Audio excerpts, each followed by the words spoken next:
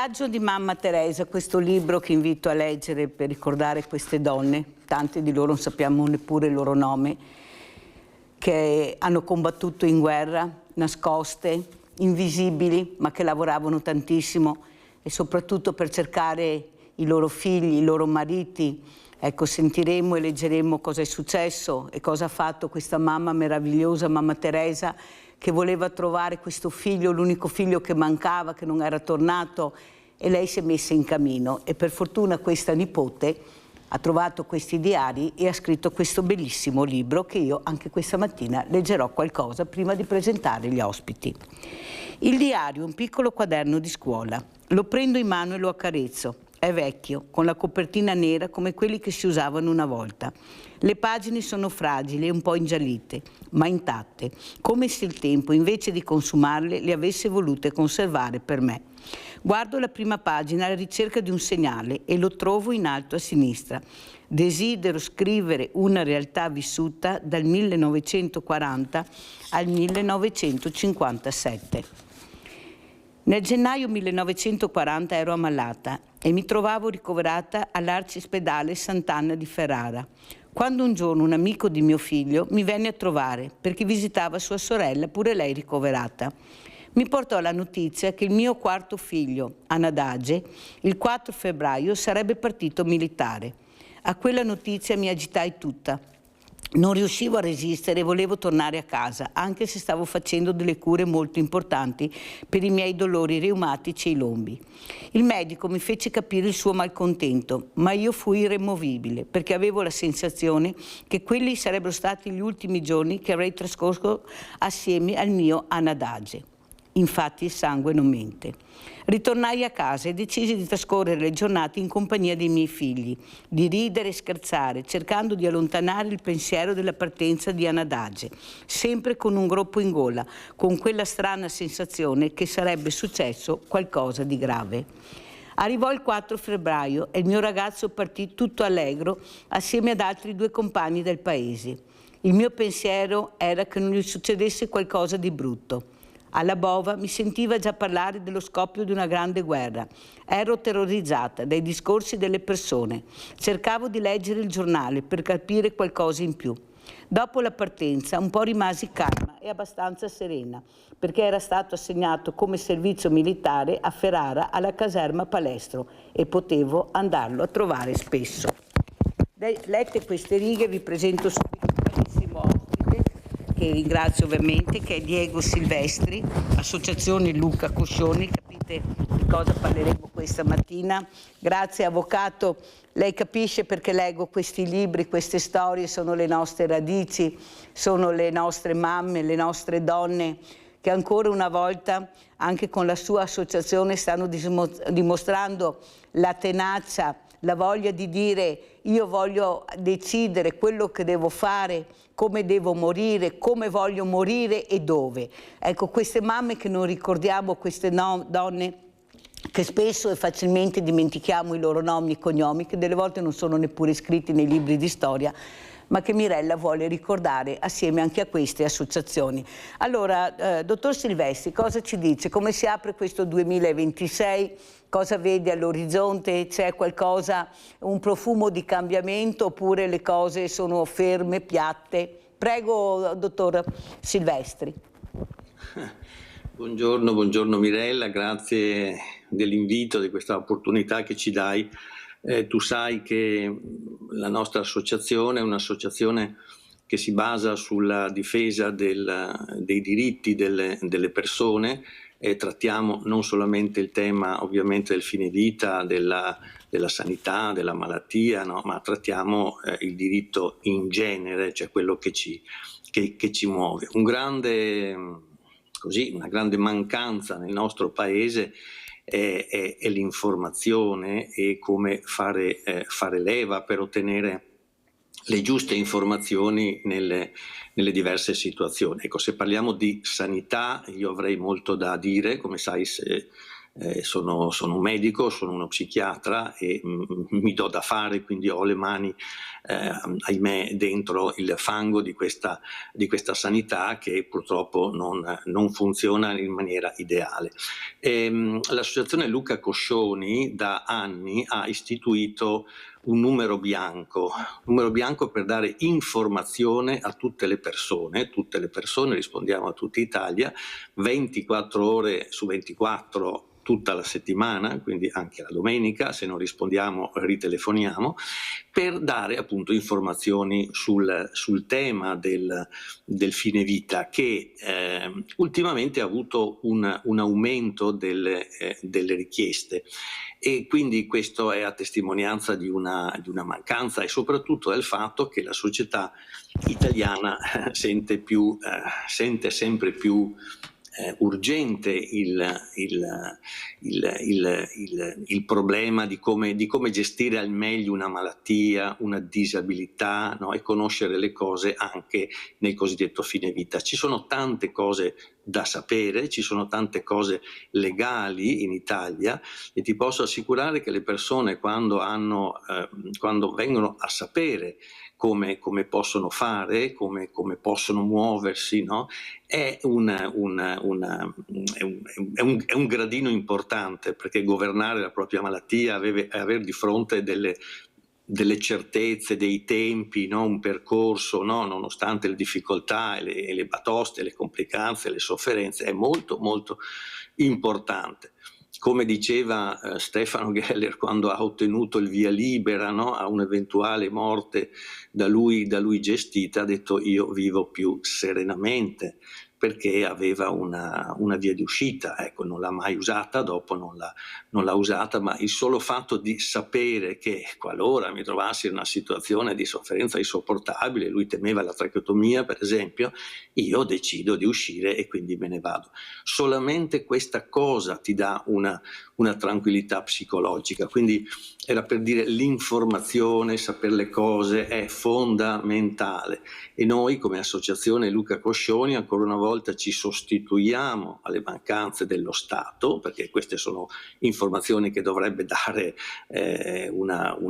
un'azienda sanitaria, dovrebbe dare il Servizio Sanitario Nazionale, i comuni dovrebbero dare, perché le DAT per esempio sono materia di comune, e quindi noi ci sostituiamo con questo numero bianco a quello che lo Stato non fa, purtroppo, ancora una volta. Ecco. Se vuoi ti parlo del numero bianco, come siamo organizzati, i dati che abbiamo, certo, perché è una realtà molto... Dottor Silvestri, però io volevo presentarle un altro ospite che veramente sono felice di avere, che è l'avvocato Giuseppe Incardona, che mi scrive, ecco, quando l'ho invitato, che avrebbe piacere di un confronto. Ecco, io ho cercato di fare questo confronto, avvocato Incardona, col dottor Diego Silvestri, dell'associazione Luca Coscioni, che è nel pezzo, che si parla di sanità. Io so che lei voleva parlare di sanità, un tema che le sta a cuore, voleva un confronto. Prego, avvocato Incardona, cosa ci dice? Prego. Non la sento? È bloccato. Allora, dottor Silvestri, prima di iniziare andiamo da Rinaldo, così mettiamo a posto il collegamento con l'avvocato Incardona. Vai Rinaldo. Ciao Mirella e buongiorno ai tuoi ospiti. Prego. Ciao Mirella, buongiorno ai tuoi ospiti. Il dottore ha ragione, perché dice le giuste, le parole sante. Purtroppo non c'è comunicazione, non funziona niente in Italia. È tutta una roba, ma chi si interessa? Ma insomma i politici non fanno quello che ha fatto. È il dovere che ha un politico, pensare ai sudditi dello Stato, non al carese o agli affari suoi. Ma su che paese viviamo? Cresce la roba, cade il pane, cresce gli affitti, cade le pensioni. Cosa ne fa la povera gente? Che aiuto ne diamo? Ma di cosa dobbiamo parlare? I discorsi sono bei e a volontà di gente come voi altri di cambiare le robe ancora benissimo. Ma i politici non ascolta. Adesso fiori da 30 anni, 20 anni, comanda il mondo. vuoi fare ori, fa tutto ori, sa tutto ori. Cominciamo a mettere tutto le robe dal da basso, che ti fanno a casa, ti fai fondamenta prima, non ti fai il tetto, se no viene giù tutto. E ora Mirella, siamo vivremo le cose, ma non ti vedi che ormai il denaro si è appropriato delle nostre menti, del nostro corpo, di tutto, perché se ti dai la possibilità di avere la possibilità di curarti, ti te curi, se no ti tocca domandare e partire sera a tutti. E invece una persona anziana specialmente, che va male, aiutarla dello Stato è un diritto, perché se la persona da aiutare, fa grande l'Italia, il Veneto, non parlo neanche dell'Italia, non mi interessa, perché neanche qua Venezia è serenissima, e allora è una potenza, dobbiamo insegnare a vivere al mondo, non siamo veneti, siamo della serenissima. Grazie Rinaldo, fammi andare avanti perché sennò non ce la faccio, devo fare vedere anche un film, un thriller che ci ha portato il dottor Silvestri, che è molto importante per capire qual è l'obiettivo dell'associazione Luca Coscione. Non finirò mai di ringraziare il dottor Silvestri per questo, perché l'informazione sul fine vita è fondamentale e noi sapremo anche cosa decidere. Il problema è che il referendum su questo non lo fanno, non ce lo vogliono far fare. Ecco, ci fanno fare dei referendum, non capiamo neanche perché ce li fanno fare, non capiamo mai niente di quello che vogliono. Ecco, il sì è diventato no, il no è diventato sì, ne hanno fatto di tutti i colori. Allora, vediamo se è collegato l'avvocato Incardona. Avvocato, è collegato? Buongiorno, buongiorno. Purtroppo non sento bene. Speriamo. Allora, Non avvocato, sento bene. Io l'ho messa assieme al dottor Diego Silvestri, che è anche uno psichiatra, per parlare di sanità. Il dottor Silvestri rappresenta l'associazione Luca Coscioni e so che anche lei voleva parlare di sanità, voleva avere un confronto. Il dottor Silvestri è molto amareggiato per quello che sta succedendo proprio con la sanità, non si fa abbastanza, si dovrebbe fare molto di più. Lei cosa dice, avvocato? Beh, intanto ho un problema di audio, non sento bene il collegamento, quindi la sento proprio a stento. Ha capito qualcosa di quello che ho detto? Ma proprio la sento lontanissima. Allora aspetti, avvocato, andiamo a vedere questo trailer e poi vediamo se riusciamo a fare questo collegamento. Benissimo. Io non so, funziona così, avvocato, vede dove sarebbe da mettere a posto le cose. Andiamo nella luna e non riusciamo a fare i collegamenti, le connessioni, ma non per colpa nostra. Andiamo a vedere questo trailer, che è molto importante.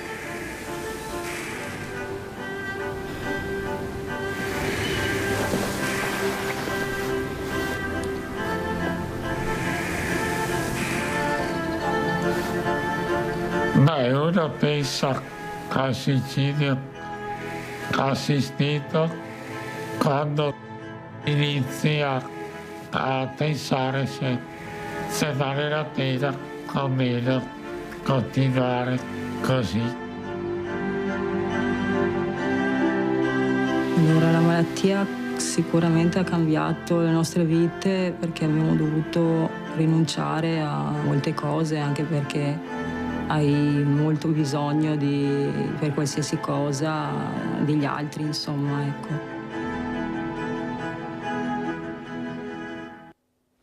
Avete capito cosa ci ha portato questa mattina il dottor Silvestri? Dottor Silvestri, però non c'è abbastanza informazione, nel senso che più di qualcuno mi ferma, mi manda mail, mi telefona e mi dice: ma si può decidere di morire come si vuole, basta scrivere. Ecco, spieghiamo bene la differenza che c'è tra il dire e il fare, perché c'è di mezzo il mare ancora una volta, ancora in questo momento. Prego, dottor Silvestri. Sì, allora il film di cui abbiamo visto una presentazione, il film è il film su Stefano Geller. È un docufilm che ha girato l'Italia in questi ultimi giorni, l'abbiamo visto anche a Bassano, a Vicenza, a Treviso, a Padova, in moltissime città italiane, ed è anche questo un mezzo di informazione, no? Come dici tu, se le persone non toccano con mano cos'è una disabilità, come si vive, si fa fatica a capire perché c'è una sofferenza così alta e perché diciamo che non c'è informazione. Ecco qui Stefano, mentre viene ripreso dall'equipe dei 3 ragazzi milanesi che hanno voluto conoscerlo, hanno voluto convivere con lui qualche giorno e riportare questa testimonianza grande. Perché guarda, Stefano rappresenta anche l'anima veneta, mi viene da dire, perché è un ragazzo che è rimasto buono, silenzioso, timido, non ha rotto le scatole a nessuno, con la sua disabilità ha accettato i pochi soldi che aveva, ha accettato tutte le batoste della vita, no? E poi a un certo punto si è come dire arrabbiato, si è svegliato e ha detto ma così non va bene, così non va bene, e noi l'abbiamo conosciuto ed era determinato nel voler dire ma guardate che la scelta di porre fine alla propria esistenza quando si vuole è fondamentale.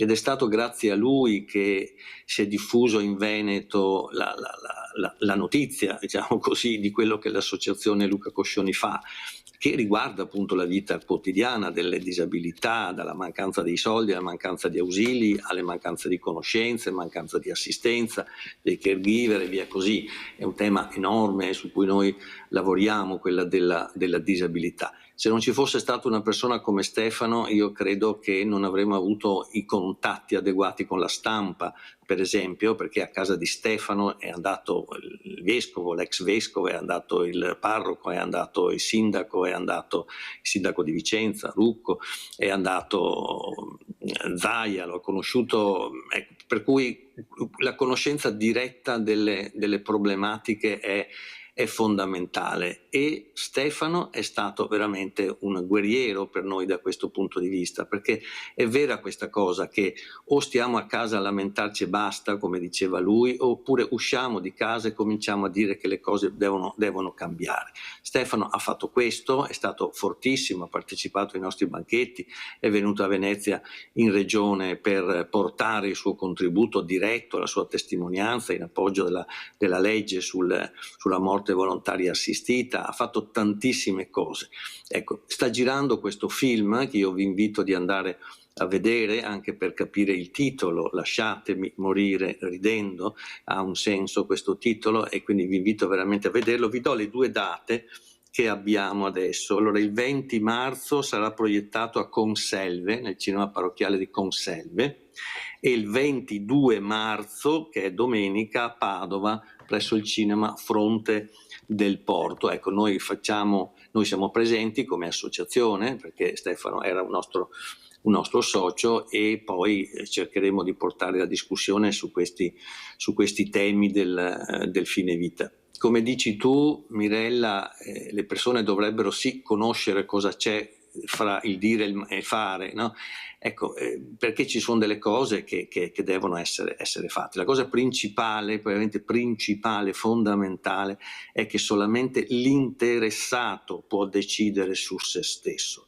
Non c'è nel diritto italiano la delega a fare in modo che ne so, il marito scelga per la moglie, che la mamma scelga per il figlio, che il fratello, il caregiver che assiste sceglie per l'anziano. Ecco, non esiste questa cosa. Quindi questa è la difficoltà burocratica, è l'interessato che può lasciare le sue disposizioni. È come per il testamento patrimoniale, ecco, nessuno può sostituirsi alla volontà della persona, è un po' la stessa cosa. In sanità le scelte devono essere fatte dall'interessato, quindi la burocrazia da superare è: Se io non sono in grado, non capace di dare la mia testimonianza, come faccio? E la risposta c'è il testamento biologico, sono le disposizioni anticipate di trattamento. Se io sono in una condizione di incapacità, come posso fare? Si può nominare un fiduciario, si può nominare l'amministratore di sostegno, cioè ci si può muovere prima che succeda un disastro. È per quello che l'informazione è importante. Prima di andare in casa di riposo, cosa posso fare se poi vivo la casa di riposo male? Prima di cadere nella demenza, cosa posso fare? Come posso dire come voglio essere trattato? Quindi lo devi fare prima di una malattia, prima delle complicanze gravissime di una malattia. Cosa posso fare? Ecco, questo è quello che noi riteniamo fondamentale. Dottor Silvestri, mi scusi se la interrompo, ma devo correre perché il tempo è tiranno. Però, dottor Silvestri, non mi sembra che ci sia tutta questa informazione su una cosa così delicata, una cosa che coinvolge tutta la popolazione italiana. Mi sembra che qualcosa non sia stato unito, che è la giusta comunicazione, ecco, la giusta informazione, la corretta informazione. Lei ha parlato di questo film, ecco, io penso che molti non sapevano neppure che era uscito nelle sale cinematografiche, perché c'è qualcosa che non lega, non si dà l'informazione. Noi vediamo informazione dove anche non servirebbe, ma tanta, perché c'è un business, e io lo dico sempre, dottor Silvestri, bisogna che ci sia un grande business che coinvolga chi di dovere, allora l'informazione arriva. Poi se è corretta o non corretta è da discutere, però l'informazione arriva, la visibilità arriva. Il problema è che è un problema molto delicato, perché abbiamo il Vaticano, abbiamo la Chiesa, abbiamo uno Stato nello Stato che è lo Stato Vaticano, sappiamo benissimo l'importanza e soprattutto il potere che hanno, però io sono dell'idea che soprattutto anche i giovani devono essere informati, devo sapere. Non è possibile che ancora adesso si fa la carta d'identità e non c'è la donazione da parte dei diciottenni. Non si sa il perché, hanno paura, non conoscono, non sanno, eppure c'è qualcosa che non torna, c'è qualcosa che veramente ci fa riflettere. Come fa un diciottenne, ecco, non donare? Eppure le associazioni di volontariato che io ospiti, i numeri li danno e sono questi, sono molto preoccupati, perché anche il futuro è la nostra salute pubblica. Allora, dottor Silvestri, non le sembra che sia arrivato il momento anche che la politica, ecco, ieri io ero al Banco Solidale e mi fanno anche sorridere, perché c'erano tantissime persone, specialmente anche quelle che lavorano, perché al Banco Solidale non arrivano i barboni, arrivano anche le persone per bene, famiglie che non ce la fanno, e mi dicevano: Mirella, ma hai visto tutti i giorni sti politici che vanno su e giù, mangiano e bevono, litigano, se la godono, si fanno i complimenti, poi dicono che non è vero, ma alla fine cosa decidono per noi? Cosa decidono per noi? Ecco, cosa abbiamo noi poi come decisioni che ci coinvolgono, che diciamo finalmente hanno deciso qualcosa di buono? Ma vedi, Mirella, chi lavora veramente in Italia, che si comporta bene, che fa la brava persona, che rispetta le leggi, è anche deriso, ti prendono anche in giro. Guarda come siamo messi, dobbiamo venire ai banchi solidali a fare la spesa perché non ce la facciamo. È una vergogna, c'è anche la nostra dignità, ma per fortuna ci siete, se no ci farebbero morire di fame, anzi forse sarebbero più contenti se morissero. Se morissimo. Capisce, dottor Silvestri, che la gente, specialmente quei diversamente giovani che sanno cos'è una guerra, che sanno cos'è la fame, che hanno provato la miseria, non solo la fame, che, ecco, che non riusciamo a farli atterrare dolcemente e loro si rendono conto. Questa mattina ho letto di un signore che si è lasciato morire nel fiume, di 76 anni, qui da noi, a Treviso, vicino a Treviso, e ha lasciato tutta l'eredità al comune, alla comunità, perché il comune è comunità. E lui si è lasciato morire nel fiume, pensi, dottor Silvestri, la solitudine, la disperazione di questo uomo che nessuno ascoltava, e però ha lasciato tutto alla comunità, ed è una persona normale, una persona civile. Ecco, cosa vuole dire, dottor Silvestri? Ho portato questo esempio perché stamattina, quando ho visto questo, veramente ho capito, ma guarda cosa sta succedendo. Prego. Sì, hai ragione, cioè attraverso il numero bianco noi riceviamo un sacco di chiamate e sono chiamate di una grave sofferenza, di una grave solitudine, di un grave isolamento, di persone che non sanno, ma che non sanno neanche muoversi, e quindi chiedono a noi a volte non solo informazione ma anche il supporto assistenziale, che non diamo perché non siamo un'associazione di questo tipo. Cioè, Mirella, purtroppo anche noi abbiamo le mani veramente, il polso della situazione, come si dice, nel senso che questa sofferenza è molto diffusa, e dici bene tu, adesso io non vorrei così rimpolpare il coro delle proteste, colpa di politici e via così. Noi siamo un'associazione che ci diamo da fare in questo, e ti ripeto, la informazione da dare nella materia sanitaria è importante perché le persone si orientino, perché manca una corretta informazione, e questo è un punto di partenza. Poi ci diamo da fare, ti posso assicurare, per sostenere queste persone, nell'ambito della disabilità ci siamo da fare, e il concetto fondamentale è questo, anche se immagino che qualcuno non ci veda così, ma il concetto fondamentale è avere la dignità, cioè che una persona possa esprimere il proprio concetto di vita e possa vivere al meglio anche in una malattia disperata, disastrosa, piena di complicanze, di sofferenza, possa vivere al meglio.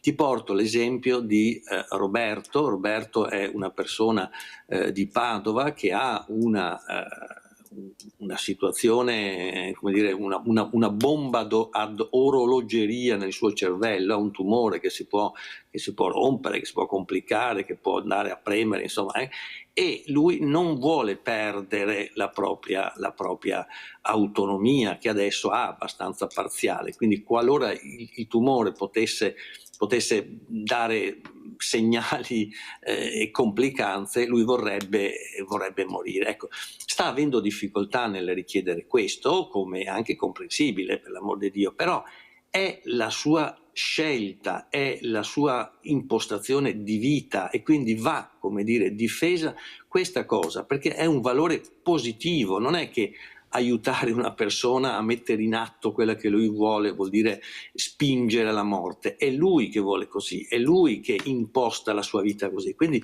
questo è il messaggio che noi vorremmo diffondere: ogni persona ha il diritto di vivere al meglio la medicina, la tecnologia, le ricerche scientifiche, di usarle al meglio, e Roberto ha fatto così perché si è sottoposto a tutto quello che poteva fare. Dopodiché ha il diritto anche di gestire la propria malattia come meglio crede, e quindi esatto, dottor Silvestri, si è collegato con noi l'avvocato Cardona. Speriamo veramente che funzioni, l'avvocato Incardona, Giuseppe Incardona.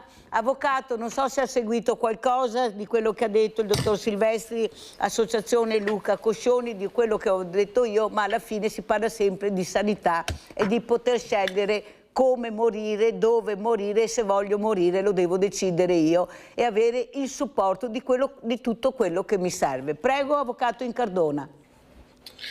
Sì, io intanto ringrazio per l'invito e saluto il dottore Silvestri. Nella mia carriera professionale, incidentalmente, ho vissuto direttamente lo stato di coma. Sono stato 3 mesi in una condizione di coma con i miei familiari, che anche loro, come tutti i familiari, si ritrovano quasi a vegetare, quindi so benissimo, per averlo vissuto direttamente. Grazie a Dio ho avuto una grandissima fortuna, che è quella di ritornare ad esserci, però di quell'esperienza ne ho fatto poi anche una sorta di mission, perché come sa Mirella, mi occupo di volontariato. Mi sono occupato di tanti casi di persone in coma, e quindi la problematica l'ho affrontata veramente direttamente, al di là dell'aspetto professionale, proprio dal punto di vista umano, perché quello che vorrei dire prima di parlare d'altro è proprio la necessità in cui si trova un'intera famiglia quando si verifica una circostanza drammatica del genere.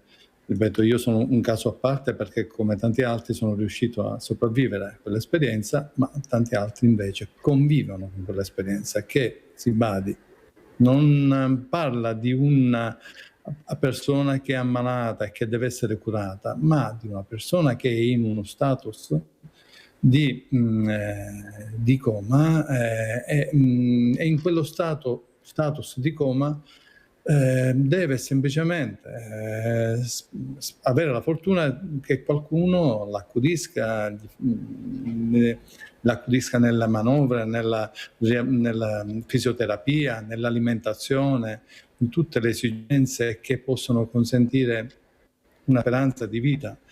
E in tutto questo poi ci sono tutta una serie di figure necessarie e indispensabili che devono essere funzionali a garantire a questa persona e ai familiari una condizione cioè uno status che non sia estremamente difficile. Sto utilizzando dei termini generici naturalmente, ma sono dei termini che servono a dire che lo Stato dovrebbe creare delle strutture tali, ma non come enti pubblici, ma probabilmente come enti convenzionati, da consentire alla famiglia che si ritrova a gestire un problema di questo genere di non limitarsi all'assistenza domiciliare o a quella psicologica, ma ci sono i bambini che devono fare i compiti, ci sono gli avvocati che devono chiedere la pensione di invalidità, bisogna chiedere l'interdizione, bisogna capire le competenze, perché se poi una persona viene ricoverata per un primo periodo in una struttura, un centro risvegli, che si trova localizzata in un'altra provincia rispetto a quella di residenza, si spostano le competenze del tribunale, insomma c'è un polverone di cose da gestire e vanno gestite tutte nel migliore dei modi. E questo non sempre è possibile quando questa gestione viene affidata a più soggetti che tra loro non sono coordinati. Molto chiaro, Avvocato Incardona, è stato chiarissimo. Io volevo capire anche come voi vedete, ecco, questa sanità nel 2026 e soprattutto in Europa, perché noi siamo in Europa succede altro e si va in Europa per riuscire a morire, ecco, con tante difficoltà. Fortunatamente c'è questa associazione che li accompagna, che li protegge, che cerca di liberare la strada dalla burocrazia, dai paletti, anche da quel io non voglio vedere, non voglio sentire che c'è attorno alla politica che non riesce veramente a fare chiarezza su questo. Prego, dottor Silvestri.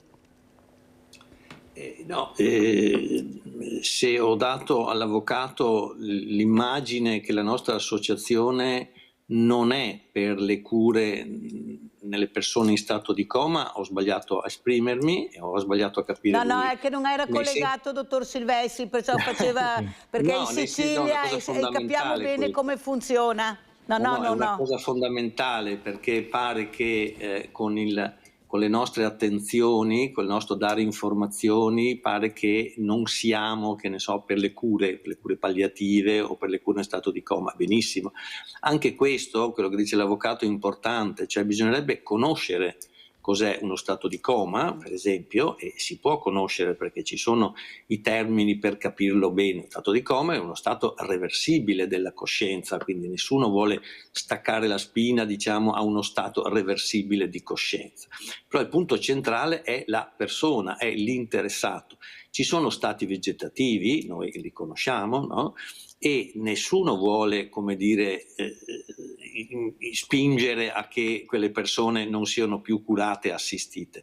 Però se una persona prima di cadere in quello stato ha manifestato chiaramente la sua volontà, allora non va bene che rimanga in quella situazione. Questa è la cosa fondamentale, non so se mi spiego, nel senso che non sono io che do un giudizio a quel vivere, ma è la persona che dà un suo giudizio su quello stato, è l'interessato stesso che si esprime. Questo è fondamentale, non so se mi sono spiegato. Quindi noi riportiamo tutto all'autodeterminazione della persona. Quindi ci sono persone che in quel stato vegetativo, no, hanno detto prima: non vorrei mai essere in quello stato irreversibile di coscienza. Non è uno stato di coma dal quale ci si sveglia e che deve avere tutta l'assistenza adeguata, come dice giustamente l'avvocato, anche attorno ai familiari, perché stanno vivendo ovviamente una situazione penosissima, ecco, penosissima. È vero, dottor Silvestri, quello che lei dice, però io adesso ho ricevuto un messaggio che mi dice: ma perché allora devo andare in un altro paese a morire? Non l'ho capito. Vuole spiegarlo per cortesia? Sì, perché è successo con dei casi che abbiamo seguito anche noi, che la richiesta fatta qua, perché è possibile anche se non c'è una legge chiedere una morte volontaria attiva in Italia, ci sono stati dei casi che hanno ottenuto questo, ma ci sono delle condizioni particolari perché siamo legati a una sentenza della Corte Costituzionale. Se non sono esauditi quelle caratteristiche, allora l'ASL, l'azienda sanitaria locale, risponde: no, non hai le caratteristiche, e allora una persona si arrangia, si allontana e va in Svizzera, dove la normativa è diversa, non c'è il sostegno e c'è un allargamento della sofferenza che può essere anche di tipo psichico, e quindi viene presa in considerazione. Molte persone che in Italia non sono riuscite a ottenere questo sono andate in Svizzera. Però ti rispondo anche in un altro modo, perché non c'è solamente questo, ma io sono in contatto con una signora che sceglierà di andare in Svizzera, una disabile da tanto tempo, non posso parlarne in maniera più approfondita, più specifica, però perché ha scelto questa persona di andare in Svizzera? Perché vuole evitare la conoscenza e il contatto con quelle persone che lei conosce all'interno della sanità. Perché? Perché c'è tutta una procedura, lei dice, intima di dati particolari, che non vuole che siano conosciuti, ecco, e quindi per riservatezza lei va. Ecco. Riteniamo anche questo un dato importante. Guardate che la scelta di porre fine alla propria esistenza è un aspetto intimissimo che va salvaguardato in tutti i modi. È una scelta che, una persona vuole che sia fatta nella riservatezza, o anche lì come la persona vuole. Anche questa è una cosa che deve essere rispettata. Quindi le persone vanno in Svizzera anche per questo motivo. Ecco, poi noi non è che siamo collegati con la Svizzera, non è che siamo quelli della Svizzera, a noi dispiace che le persone vadano in Svizzera, però purtroppo anche questo Roberto di cui dicevo prima di Padova, se le cose non andranno bene nella revisione del suo caso, lui dirà: io vado in Svizzera. A un certo punto, se faccio la domanda e mi dicono sì, io vado, organizzo il viaggio e vado. Ecco, quindi uno organizza la propria fine anche come meglio crede, e c'è qualcuno per esempio che vive molto male l'idea di dover fare un viaggio per andare in Svizzera. Anche questo è comprensibile, quindi noi stiamo lottando perché le richieste vengano accolte in tutti i modi possibili e sia messo a disposizione in Italia quello che una persona vuole, cioè anche la morte autogestita. Abbiamo Giusy da Treviso, vai Giusy. Ciao Mirella, buongiorno ai tuoi ospiti. Mirella, 2 persone ho sentito che sono state accompagnate da un medico come suicidio medicalmente assistito e sono andate serene, insomma, lo fanno anche qui, insomma, volevo dire questo. Abbiamo sentito la riflessione di Giusy. Allora, avvocato Incardona, ecco, io so che appunto questa mattina parleremo di sanità, è un problema che riguarda dal nord al sud, dall'est a ovest. Cosa c'è che non va in questo paese? Perché non si ascoltano veramente le richieste che vengono anche dalle associazioni che si preoccupano soprattutto di atterrare dolcemente, di far valere la volontà della persona, e siamo sempre là, è sempre un problema di soldi, e gli avvocati e l'associazione, la possibilità di fare il trasferimento perché non ho fatto prima quello che dovevo fare. Ecco, cos'è che non va in Cardona, avvocato Incardona? E quello che la politica potrebbe legiferare, potrebbe fare, sono anche questi i problemi. Abbiamo una popolazione che sta diventando sempre più diversamente giovani, con tante patologie, pochi soldi in tasca. E allora come va questa emigrazione dal sud al nord? Mi diceva un neurologo l'altro giorno, perché al nord c'è la sanità che funziona molto meglio in tanti casi del sud. Prego, avvocato Incardona. Ma guardi, io credo che fondamentalmente il perno della questione risieda in una caratteristica, e anche nel modo con cui si leggono le cose naturalmente, una caratteristica della nostra cultura italiana.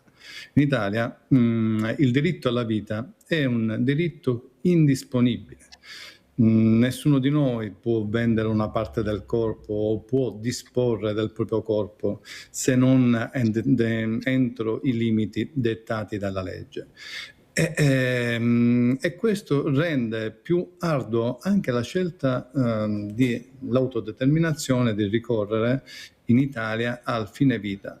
Ci sono casi in cui è stato concesso, ma diciamo che la tutela di questo diritto indisponibile è talmente elevata, ma va vista sotto il punto di vista della civiltà naturalmente, che anche l'accompagnamento al suicidio è considerato un reato.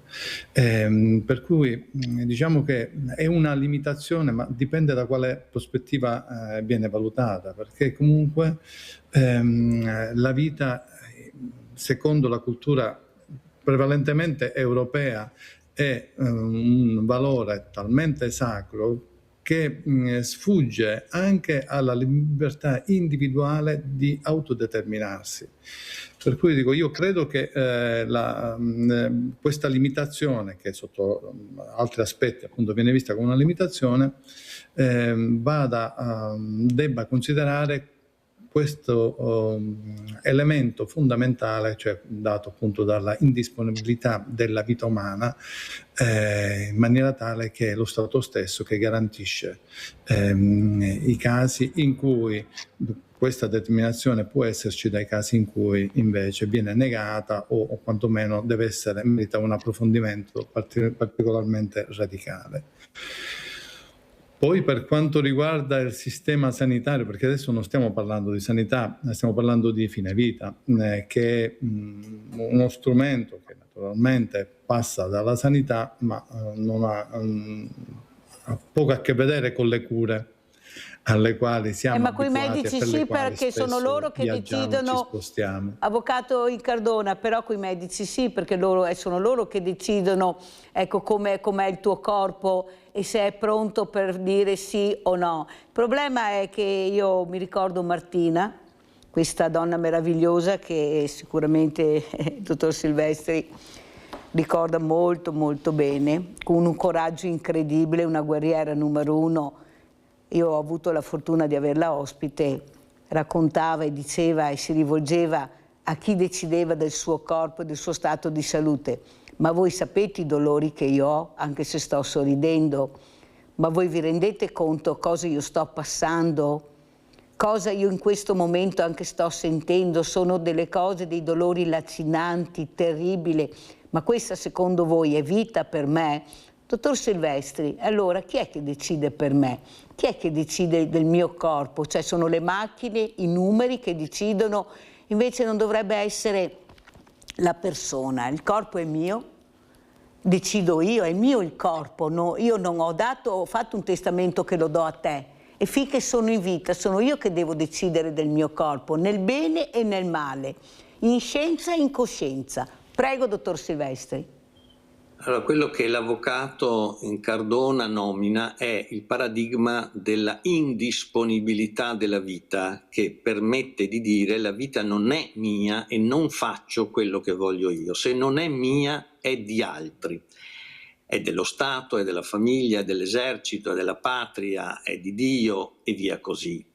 Allora, questo concetto di indisponibilità risale al 1930, era un anno dell'era fascista, e l'avvocato sa che quel concetto, che è un concetto filosofico e giuridico, no, è stato scardinato dalle sentenze e dalla materia sanitaria stessa, che dice invece il contrario, e cioè che il proprio corpo è mio, anche se è sacro, ma è mio e quindi io posso disporre del mio corpo e della mia esistenza. E questo è il concetto della disponibilità della vita, che ha superato questo concetto antico della indisponibilità, anzi fascista, mi permetto di dire. Quindi non è che noi come associazione portiamo avanti perché c'è una sofferenza delle persone, quindi portiamo avanti questo concetto. È una realtà presente nelle varie sentenze, l'avvocato lo sa, presente nella sentenza 242 che parla di questo, ma presente soprattutto nella legge dello Stato, che è la legge 219, che parla di consenso informato e di disposizioni anticipate di trattamento. Lì il principio della disponibilità della vita è centrale. Una persona può interrompere i trattamenti quando vuole, senza dare nessuna giustificazione. Quando vuole. I trattamenti sanitari possono essere sospesi, anche se la sospensione di questi trattamenti portano alla mia morte? Ebbene sì. Quindi se esiste questo concetto nella nostra giurisdizione, nella nostra legislazione, vuol dire che questo è un principio fondamentale, che hanno accettato tutti, anche quelli che sostenevano il concetto della indisponibilità della vita, perché adesso i pro vita sono d'accordo che la legge 219 sia un passo avanti, quindi riconoscere l'autodeterminazione delle persone è un passo avanti ed è la realtà delle cose. In realtà la nostra vita appartiene a noi e non c'è un'altra persona che può disporre della nostra esistenza. Questo è. Quindi se io posso interrompere i trattamenti, c'è una legge che mi dice che se interrompo i trattamenti e ahimè vado a morte, c'è la necessità di una maggiore assistenza. La legge ne parla molto bene di questo, parla delle cure palliative, dell'hospice e via così. Quindi è una legge che, come dire, non solo salvaguardia questo principio, ma anche sostiene che la persona abbia bisogno di maggiore assistenza e di maggior cura. Non viene abbandonato, ma viene aiutato e supportato nella sua scelta di fine vita. Le persone possono morire perché interrompono i trattamenti.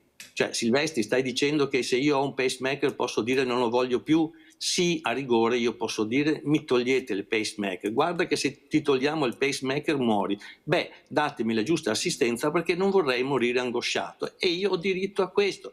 Queste sono le cose e quindi la legge è così, le cose sono così chiare. La legge 219 è stata una conquista da questo punto di vista, quindi le persone vanno informate su questa possibilità. Non possiamo nominare l'indisponibilità della vita che risaleva al codice Rocco del 1930.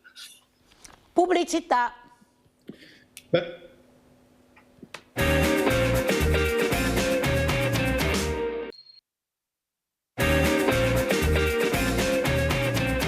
E diamo la parola subito all'avvocato Incardona, Giuseppe Incardona, per replicare a quello che ha detto anche il dottor Silvestri, perché è da capire anche come dopo quello che ha detto il dottor Silvestri cosa dice l'avvocato Incardona. Prego.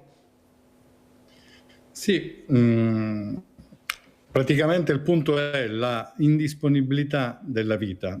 Sicuramente in Italia nel 2019 con la legge mi pare che si tratti comunque di ci sono state delle sentenze anche della Corte Costituzionale in materia che hanno introdotto la non punibilità per l'aiuto al suicidio, ma in alcune circostanze particolarmente circoscritte. Ma il punto è che la legge che introduce l'autodeterminazione e la volontà di sottrarsi a delle cure o accanimento terapeutico che si voglia dirsi, non far venire meno il principio della indisponibilità della vita.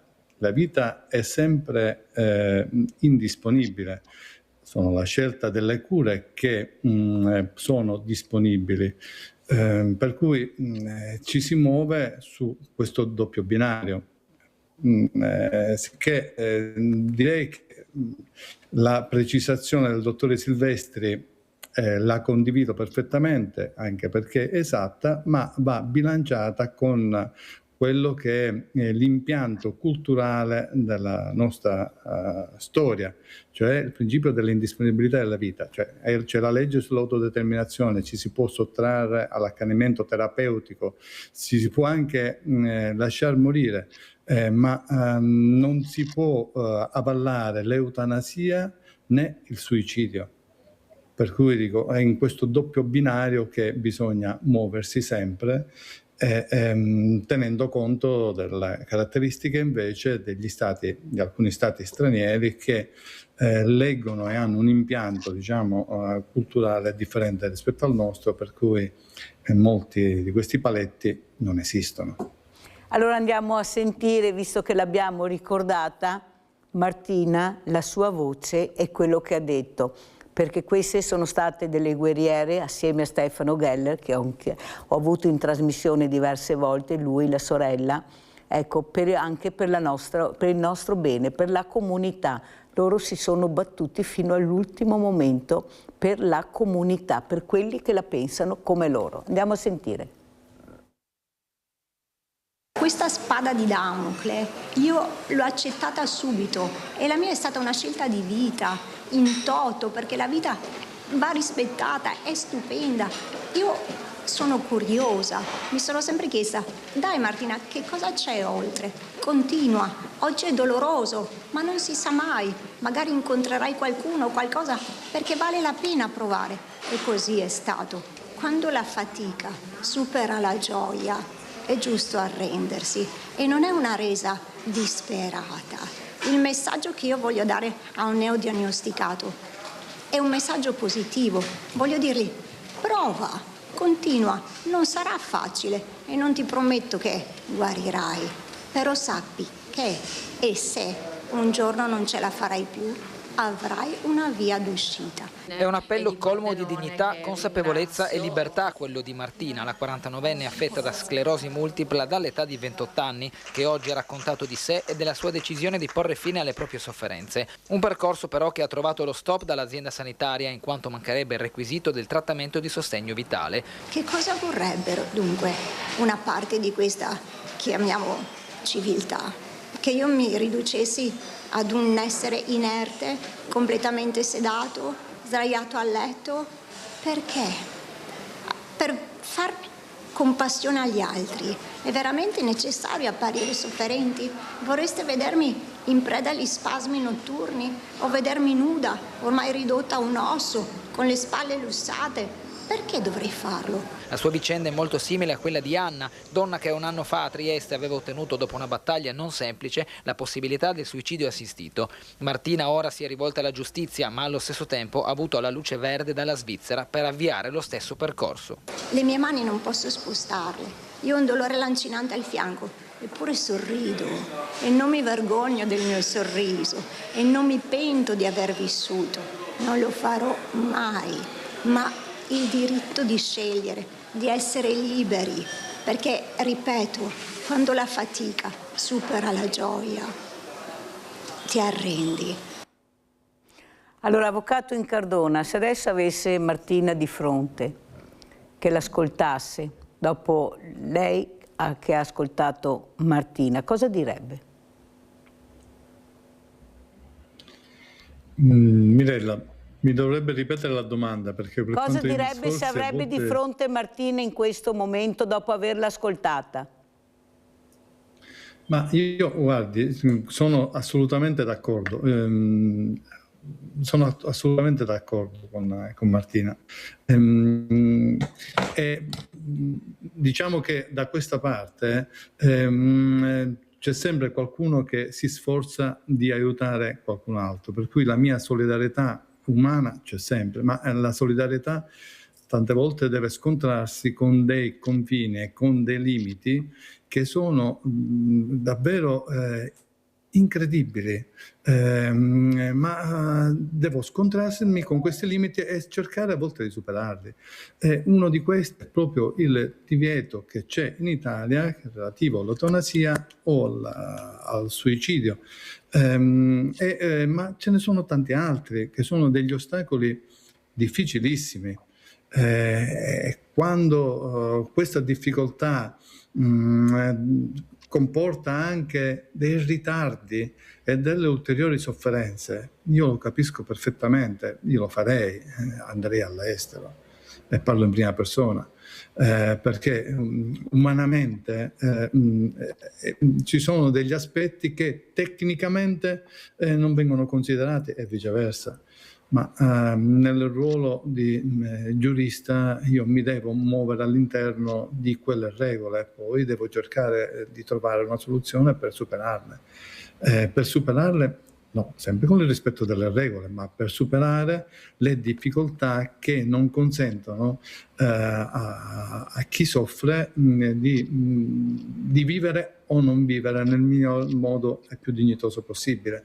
Martina è un caso fortunato, io ho clienti che che non parlano o comunicano con gli occhi, ma per quello che possono comunicare o con dei suoni, come sappiamo bene, e lì c'è l'interpretazione del familiare e anche il desiderio del familiare di evitare tutte queste sofferenze, ma sono aspetti che sono veramente difficili e mi creda, la gestione unitaria di un problema di questo genere, che nel ruolo dell'avvocato spesso si fraintende, l'avvocato non è solo quello che deve vincere le cause o non deve perderle o deve tutelare qualcuno per chissà quale questione, è anche quello di superare gli ostacoli, e gli ostacoli a volte sono talmente pesanti che da soli non si riesce. L'esperienza aiuta tantissimo, è chiaro, io ho avuto una quindicina di casi di questo genere, so già dove mettere mani, ma ogni caso è a sé e ogni caso chiede che questa lotta tra la vita e la morte si risolva nell'amore, nell'armonia, nella giustizia, nella pace e nella serenità, e non è una lotta facile, perché non è una lotta, è un problema. Grazie avvocato, grazie all'avvocato Giuseppe Incardona. Allora andiamo a vedere anche la foto del numero bianco, che è molto importante. Poi guardiamo anche il numero dell'associazione, del numero bianco dell'associazione Luca Coscioni, e torniamo dal dottor Silvestri. Allora, dottor Silvestri, come chiudiamo? Cosa vuole dire? Prego. Sì, meno male che c'è un'associazione come l'associazione Luca Coscioni, che cerca di tradurre questa comprensione umana dei casi e della sofferenza, come diceva l'avvocato, in un'azione pratica di aiuto. Abbiamo un team legale che ha trasformato la comprensione umana e le precedenti leggi in azioni e quindi in nuovi diritti. Questa è l'azione dell'associazione Luca Coscioni, quindi conoscenza ma anche diritto. Informo che la vicina Francia sta votando e ha votato a favore di una legge proprio sulla possibilità della morte autogestita in determinate condizioni, questo per dire in che direzione sta andando il mondo, e parla proprio di diritto di morire, proprio per superare quella che è il concetto vecchio di indisponibilità della vita. Quindi meno male che ci sono associazioni come la Coscioni che non si limitano alla comprensione umana, alla serenità dei familiari, ma fanno in modo che la persona possa vivere la sua scelta di vita come un diritto.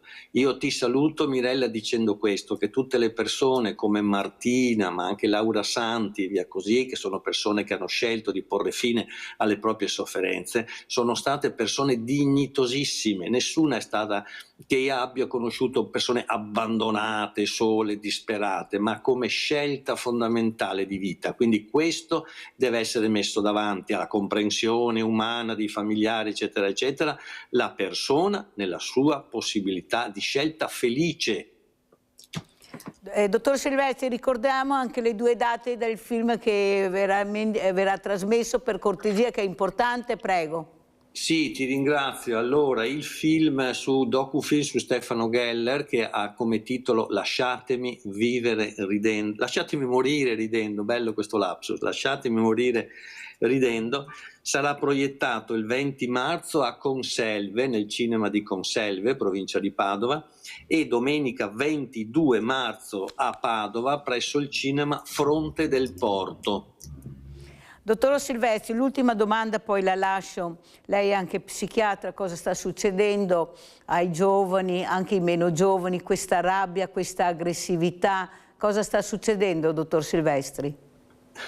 Ti posso rispondere così, non è un mio testo, però nel 2024 abbiamo avuto una 60ina di conflitti nel mondo, abbiamo avuto circa ogni 3 giorni in media una devastazione ecologica, abbiamo superato il numero dei morti tra le persone civili, tra i volontari umanitari, no?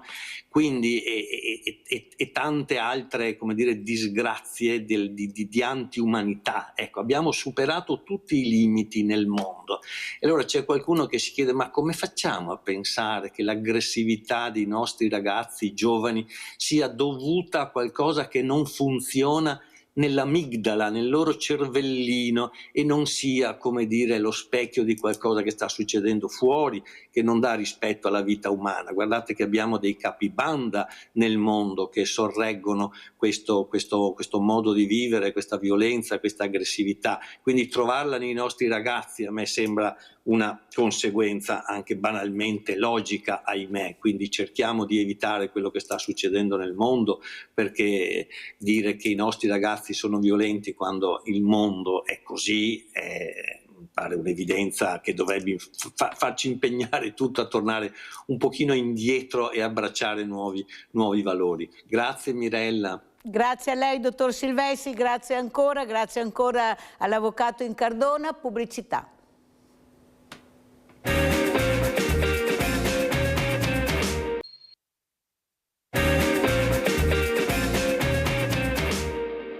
Mio figlio è seriamente scioccato, non ha mai assistito a una violenza così spropositata, una violenza gratuita, ingiustificata, è talmente scioccato, non riesce più a dormire, è da 3 giorni che non mi dorme, a scuola non sta rendendo come di solito fa, è veramente sconvolto e non si capacita della cattiveria gratuita, ribadisco gratuita, di questi ragazzi. Non ci sono solo ferite fisiche da guarire. Dopo la violenta lite scoppiata al campetto parrocchiale di Signoressa Trevignano, i giovani che hanno assistito alla scena nel pomeriggio di domenica sono sotto shock, come afferma la mamma di uno di loro, tra le prime a mettere in moto la macchina delle indagini. Sono circa le 16 quando durante una normalissima partita di calcio qualcosa va storto. Con ogni probabilità la miccia si innesca per un presunto fallo. Da una parte ci sono 2 fratelli italiani di Falzè, un 17enne e un 22enne, dall'altro 2 fratelli residenti a Trevignano di origine marocchina di 17 e 15. In quella che parte come una lite sarebbero stati questi ultimi ad avere il sopravvento. Mio figlio era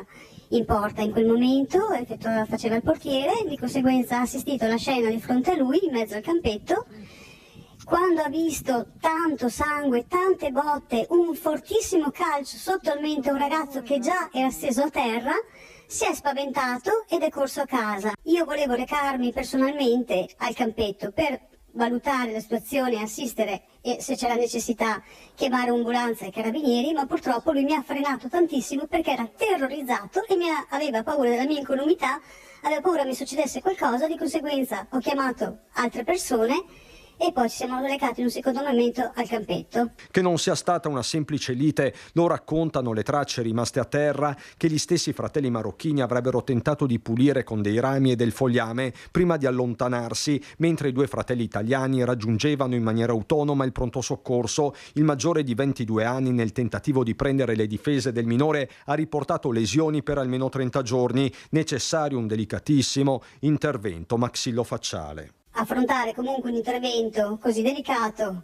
a quest'età, con 2 mascelle rotte, denti rotti, viti che dovrà sostenere in bocca, chissà quando potrà ricominciare a mangiare, cioè non è uno scherzo, io spero davvero, cioè non è uno scherzo, ragazzi. Che non sia uno scherzo lo confermano le indagini avviate dai carabinieri, che hanno iniziato a raccogliere le testimonianze, e non manca un certo timore serpeggiante, quello di ritorsione per aver semplicemente visto o parlato. Sicuramente non siamo tranquilli, comunque qualsiasi cosa può succedere. Spero tanto di cuore che questi ragazzi non rimangano comunque impuniti.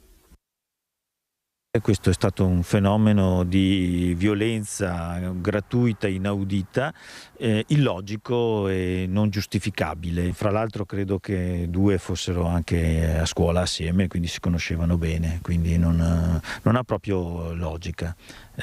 Non capisco che tipo di rabbia possa essere nata per arrivare a prendere a calci e a pugni. Io esprimo la massima solidarietà alla famiglia, so che oggi dovrebbero operare il ragazzo di 22 anni e speriamo vada tutto bene, e come esprimo la solidarietà alla parrocchia di Signoressa, in modo particolare a Don Daniele, che mette a disposizione questi spazi per far sì che i ragazzi socializzino e vivano in maniera armonica la loro giovinezza, e non certo perché avvengano questi tipi di fenomeni. Degli aggressori si stanno occupando le forze dell'ordine, che devono ancora far luce pienamente di quanto è successo. Dopodiché è chiaro che ci coordineremo con i carabinieri per mettere in atto tutto quello che potremo fare.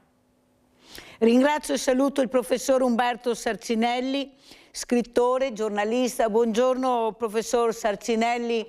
Io prima ho chiesto al dottor Silvestri, che è anche un psichiatra, cosa sta succedendo, questa rabbia, questa aggressività sempre più violenta, sempre più forte, le famiglie disperate, questi genitori, ma come stanno giocando a calcio in un campetto, guarda cosa è successo, 30 giorni di prognosi, operazioni. Ecco, lei da scrittore ma anche da giornalista, ma cosa sta succedendo? Il dottor Silvestri diceva, con gli esempi che diamo nel mondo, guerre, di tutto e di più, cosa volete che imparino i nostri ragazzi? Lei cosa dice, professor Sarcinelli? Sì, è giusto, cioè è la società stessa che porta a questa violenza. Il problema è molto antico, è vero, c'è un problema di esempi. Abbiamo una società che è sovraesposta, per esempio, alla violenza. Sembra che tutto possa portare alla violenza. Lo sport, poi, che viene indicato spesso come una terra, un'oasi felice, in realtà può portare veramente a violenze, e lo vediamo, lo vedo negli stadi, nonostante misure prese per contrastare questa violenza, che è anche violenza di gruppo. Quindi non solo la violenza individuale di chi si sovraespone come rabbia, come rancore, come rimorso, ma anche di violenza, diciamo così, organizzata. Abbiamo un problema grosso noi come società di anche valore della vita.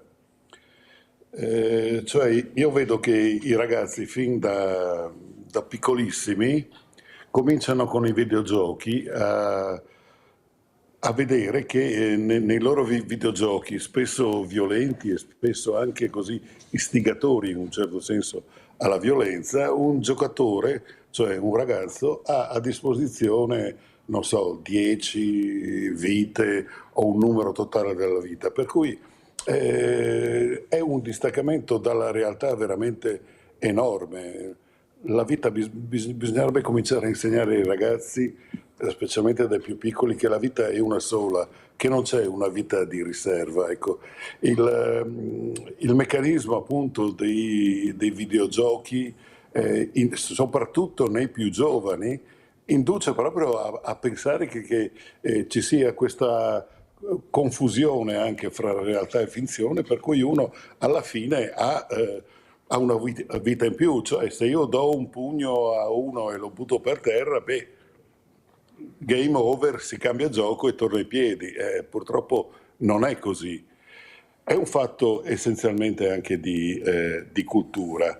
La violenza certo c'è sempre stata e probabilmente sempre ci sarà, ma va proprio anche ingabbiata e esorcizzata. Uno dei modi per diciamo, stemperare la violenza è sempre stato ed è lo sport, che è nato proprio per quello, imitando per esempio combattimenti non cruenti, per diciamo così, sfogare anche quelle che possono essere tensioni. Purtroppo poi anche nello sport e soprattutto fra i giovani, che sono molto sensibili alle esperienze e agli esempi degli adulti, c'è questa, ormai è stata sdoganata questa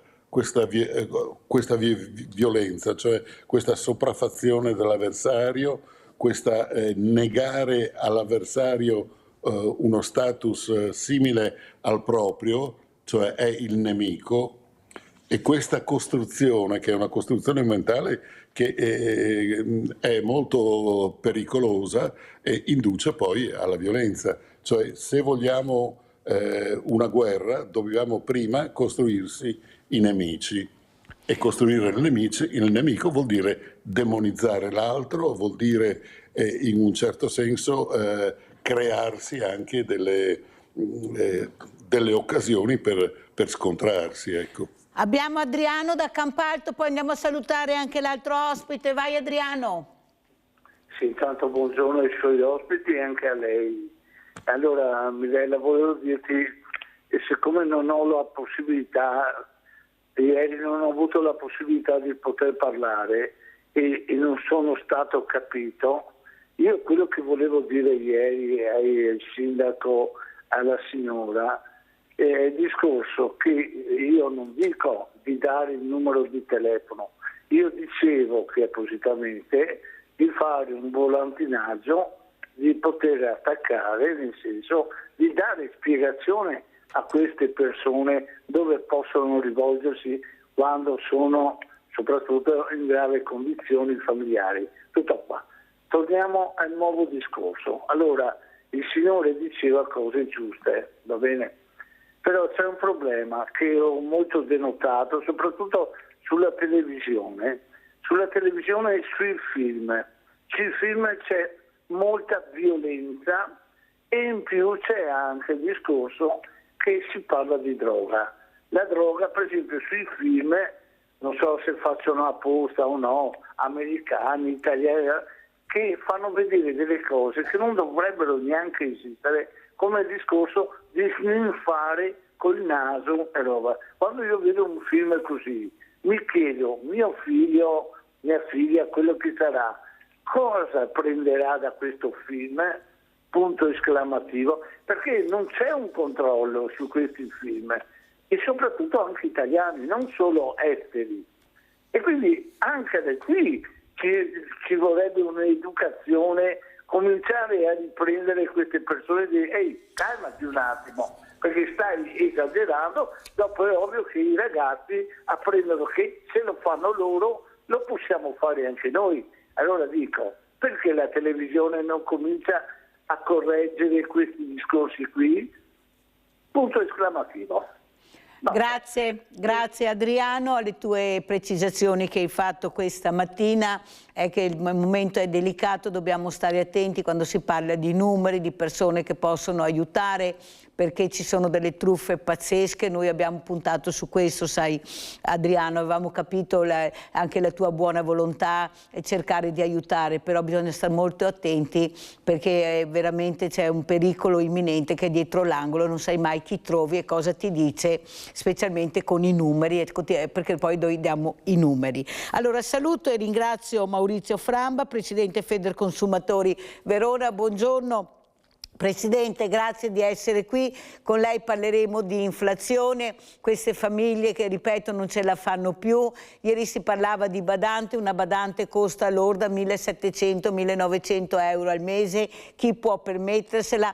Eppure questa persona ha bisogno di lavorare, ha bisogno di giorni di riposo, deve fare determinate ore, però con 600-1.200 euro al mese la badante non te la puoi permettere. C'è qualcosa che non torna. E allora siamo sempre lì, chi ha tanti soldi può permettersi di tutto e di più, può arrivare anche alla prescrizione, chi non ha niente invece rischia che gli venga portato via tutto e di tornare al banco solidale a fare la spesa perché nessuno lo difende. Voi invece siete in campo, ecco, cosa ci racconta Presidente? Com'è la situazione? Come si sta aprendo quello 2026? Abbiamo parlato di rabbia, di violenza, di aggressività, ma anche i prezzi ci stanno aggredendo. Prego Presidente. A tutte e a tutti, grazie dell'invito. Ci sentivo l'intervento precedente, quindi però non mi metto a parlare di quello che sta succedendo all'interno della società per quanto riguarda violenza, individualismo e altro. Mi preme solo di dire però che sarebbe importante che tutti dessero il buon esempio, a partire dai livelli anche della politica, dove l'aggressività, a volte il concetto amico e nemico è all'ordine del giorno. Per quanto riguarda invece i prezzi, noi abbiamo i dati di gennaio che segnano sì, un'inflazione media sotto controllo, però se poi andiamo ad analizzare tutti i dati vediamo che, come è successo nell'anno precedente e anche nel 2024, i dati per quanto riguarda i beni di largo consumo, quelli che sono i cosiddetti beni del carrello della spesa, invece continuano ad esserci aumenti significativi. È chiaro che se nei beni di largo consumo parliamo dei generi alimentari, parliamo di frutta e verdura, gli aumenti sono continui e le retribuzioni sono quelle che sono, è evidente che c'è un aumento di povertà o la povertà si rafforza a fronte di altre persone che si arricchiscono e quindi le condizioni della popolazione di quelle fasce medio-basse, soprattutto basse, anche se ormai di fasce dal punto di vista economico medie sono quasi sparite, è chiaro che si entra in un meccanismo di povertà. Come diceva lei, e lo verifichiamo anche a Verona, dove io lavoro come Federconsumatori, l'aumento delle persone che si recano nei luoghi gestiti sia da volontari sia dalla Chiesa e altro per quanto riguarda l'alimentazione, i cosiddetti pacchi oppure i pranzi gratuiti, aumentano anche gli impiegati. Una fascia che sta aumentando molto è quella delle persone separate con redditi anche o lavori che fino a qualche anno fa erano considerati dignitosi. È chiaro che questo ha delle ripercussioni su tutto. Il dato vero è che non si stanno assumendo iniziative concrete, strutturali, per far fronte a questi bisogni. Presidente, però a fianco dell'inflazione non possiamo mettere la parola speculazione, perché bisogna pure anche capire chi sta speculando, perché i nomi e i cognomi si possono avere, si possono vedere. Come mai si parla sempre di inflazione e poco di speculazione, e capire dove si può colpire la speculazione? Anche con le vostre proposte che fate, perché mi sembra che proposte ne avete fatte, ma c'è qualcuno forse che sente ma non ascolta. Prego. Domanda importante, vediamo se riesco a dare una risposta altrettanto importante. Noi come Federconsumatori è anni che continuiamo a evidenziare come per quanto riguarda beni essenziali vi sia un abisso tra quello che è il costo di produzione, facciamo l'esempio un prodotto della terra, cioè quanto è il costo o meglio il compenso che viene dato alla persona che raccoglie la frutta, e quant'è il costo finale che io pago, io e lei paghiamo al supermercato per quanto riguarda il prodotto finale.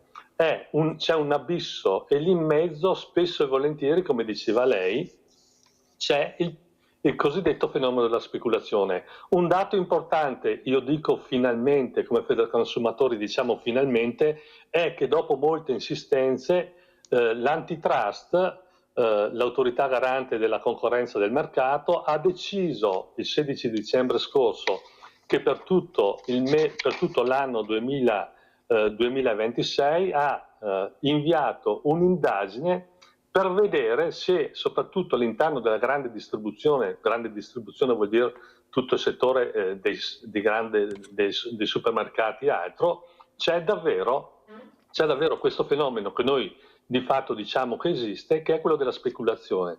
Speculare, lo dice il termine stesso, vuol dire guadagnare più del dovuto rispetto a quello che può essere un prezzo, in questo caso parliamo di prezzo, da imporre a un bene da vendere sul mercato al grande consumo, cioè a noi come consumatori. Noi lo riscontriamo un po' dappertutto, logicamente io sono a Verona, ma anche questo in parte si riscontra, c'è una forbice che si sta sempre più ampliando tra quello che è il compenso che viene dato alla persona che raccoglie, diciamo, il contadino per capirsi, ma facendo l'esempio molto semplice, quanto gli viene riconosciuto per il prodotto che vende e quanto invece è il costo del prodotto finale nel banco del supermercato.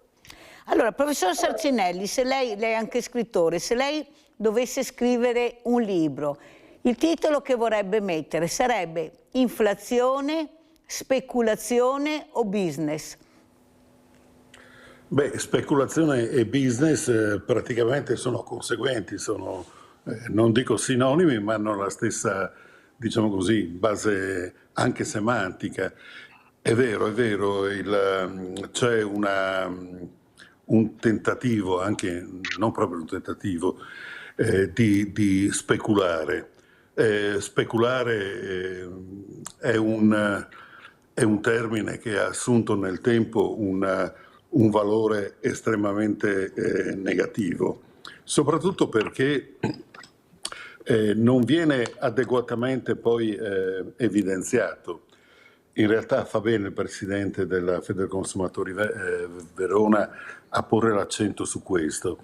Guardate gli ultimi esempi. Quando c'è stato le notizie che per esempio grosse ditte di abbigliamento anche di lusso avevano avuto dei problemi con i subappalti, ecco. Io non ho visto l'indignazione che sarebbe stata assolutamente giusta e necessaria per il fatto che venivano acquistati da questi, diciamo, da questo underproletariato, questo sottoproletariato, ormai potremmo definirlo con termini marxisti, a 50 euro per esempio un vestito e poi venduto a 3.000 euro.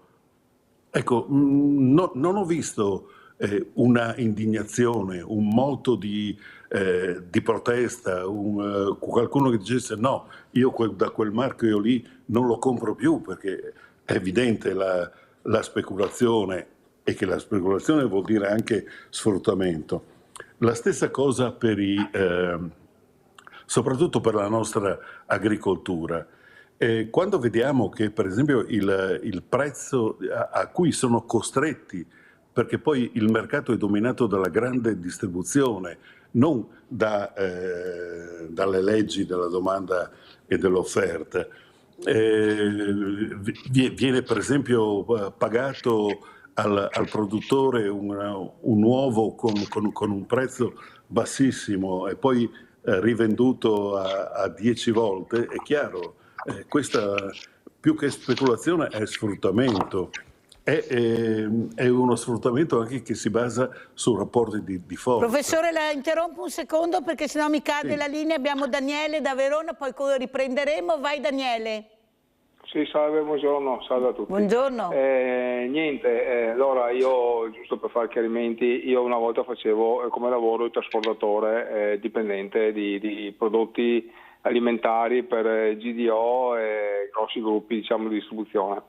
Allora, c'è da sfatare un mito, nel senso che ma è colpa dell'inflazione, colpa qua, colpa là. È solo speculazione, perché io, essendoci dentro, ho visto i prezzi, ho visto cosa viene rincarato i prodotti, soprattutto quelli freschi, perché il supermercato GDO i soldi li prendono esclusivamente da carne, pesce, latticini, frutta, verdura, quelli per quanto riguarda, diciamo così, il secco, pasta scatolata, il margine è veramente ridotto. E visti io documentazioni dove che incentivavano i direttori, esempio il tempo dei meloni, delle angurie, qualsiasi cosa, di aumentare fino anche all'800%, ed è pura verità, non è che mi invento le cose, all'800%, quindi non è il contadino che costa o il trasporto che costa, è proprio la speculazione che, attenzione, è d'accordo con il sistema Italia, con lo Stato italiano, mettiamo come vogliamo, dove che fanno quello che vogliono, perché uno Stato serio che veramente dovrebbe difendere i propri cittadini, come dire, sì, ti do dei margini perché siamo in un mercato libero, ma libero non vuol mica dire speculazione a danno sempre dei soliti. Buongiorno. Grazie Daniele, veramente grazie della telefonata, di questa osservazione a voce alta, di questa critica. Allora facciamo terminare il professor Sarcinelli, poi andiamo dal presidente Framba. Prego, professor Sarcinelli. Sì, quello che ha rivelato l'ascoltatore è assolutamente in linea con quello che sta accadendo e con quello che accade, cioè la speculazione poi non è altro che sopraffazione del più forte verso il più debole. Ecco. E in questo poi viene favorito da un sistema anche di comunicazione e di informazione. Qui da giornalista faccio anche ammenda per tutta la categoria, in cui non si informa il cittadino su quello che veramente avviene, soprattutto in economia. Noi guardiamo sempre la macroeconomia, una macroeconomia che spesso viene alimentata e viene supportata dai soldi pubblici. Invece l'economia, quella diciamo quotidiana, quella che ci fa vivere, che ci fa anche prosperare, se è possibile, non viene minimamente trattata sui grandi media, per cui associazioni come i Federconsumatori e così sono altamente benemerite, perché appunto il problema è che queste segnalazioni poi non trovano un puntuale riscontro, e qui rientriamo poi in un discorso molto più ampio di poteri certo. e di forza anche proprio. Certo, è logico, 1 più 1 fa 2, avendo sentito quello che abbiamo sentito, anche che ringrazio Daniele, perché sono persone che erano nel pezzo, che quando parlano sanno quello che dicono, tanto è vero che lui puntualizza. Presidente, quello che vorrei capire, Presidente Framba, anche ieri avevo una veterinaria, l'altro giorno un'altra, del caso che è scoppiato di questo macello, di questa carne putrefatta, cambiate le etichette, ecco, venduta chissà dove, chissà come. Hanno citato anche delle aziende, delle multinazionali molto importanti. Il problema è che c'è un silenzio assordante, tutto tace, non si sa più niente, la magistratura dicono sta indagando, però mi sembra che questo macello sia ancora aperto, che funzioni. Ecco, voi come Federconsumatori, rispetto a quello che avete visto e sentito, l'opinione pubblica scandalizzata, però si ferma là perché le notizie non arrivano. Cosa vuole dire? Prego, allora, i 2 veterinari hanno detto che qui in Italia abbiamo dei controlli ferri, che non sfugge niente, che dobbiamo stare tranquilli. Io invece ho dei punti di domanda e anche dei punti esclamativi a volte che mi faccio. Prego, Presidente. C'è un problema di fondo che in questo, non so da altre parti, ma qui sicuramente, legandomi anche al discorso che faceva prima il professore su com'è la società oggi, la nostra società, c'è questo aspetto, no? Che arriva la notizia bomba dove tutti si indignano e dopo 24 ore tutto è dimenticato. Questa è una cosa sulla quale bisogna cambiare registro, perché altrimenti abbiamo una bomba che scoppia ogni giorno, ma la bomba del giorno precedente viene dimenticata. È vero che noi abbiamo un sistema di controlli che è molto efficace, poi però non è detto che i sistemi di controlli funzionano perfettamente dappertutto e poi scoppia, adesso è brutto come termine, scoppia l'incidente, usiamo questo termine, non tanto la bomba. Anche questo è un aspetto che stiamo monitorando e noi chiediamo sempre di più che ci siano, per quanto riguarda tutto il mondo del consumo, maggiori controlli. Quando prima parlavo, lo richiamava Daniele spiegando, il signor Daniele spiegando bene cosa succedeva e cosa succede di fatto nella grande distribuzione.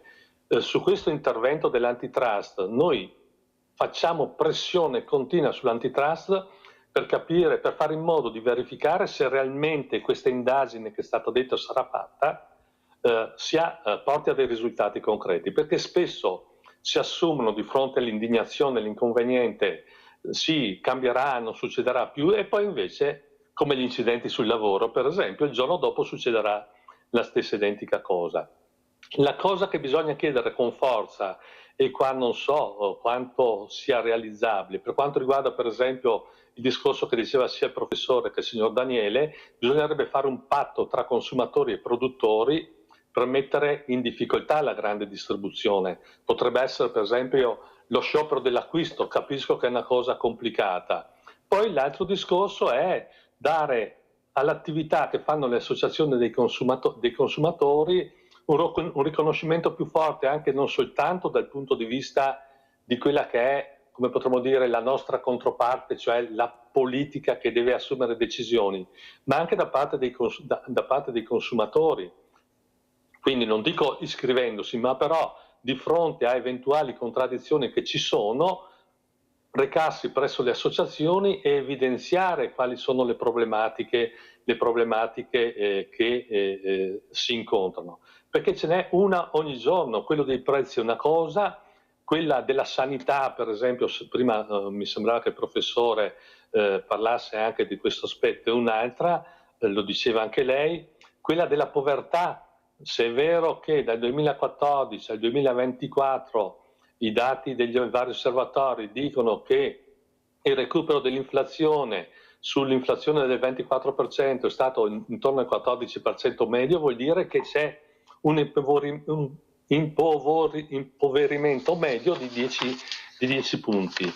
Faccio solo questo esempio, guardate, anche qua in termini anche di cultura, di conoscenze, un invito a chi ci ascolta. Andando sul sito del Ministero, il MIMIT, il Ministero competente, quello del Ministero delle Imprese del Made in Italy, è possibile, se si va sull'osservatorio prezzi, verificare per ogni città, quindi nel caso specifico Verona parlo io, ma potrebbe essere Treviso o altro, qual è l'andamento dei prezzi reali nel 2025, 2024, 2023 e 2021. Faccio solo degli esempi per recuperare il ragionamento che faceva il signor Daniele. A dicembre del 2021 un chilo di carne suina costava 7,28 euro media a Verona. A dicembre del 2025 è costato 10 euro medie, quindi un aumento del circa 30%. Il pane fresco da 234 a 4,72, quindi vuol dire che è quasi raddoppiato. Il caffè tostato da 8,62 euro al chilo a 18 euro al chilo.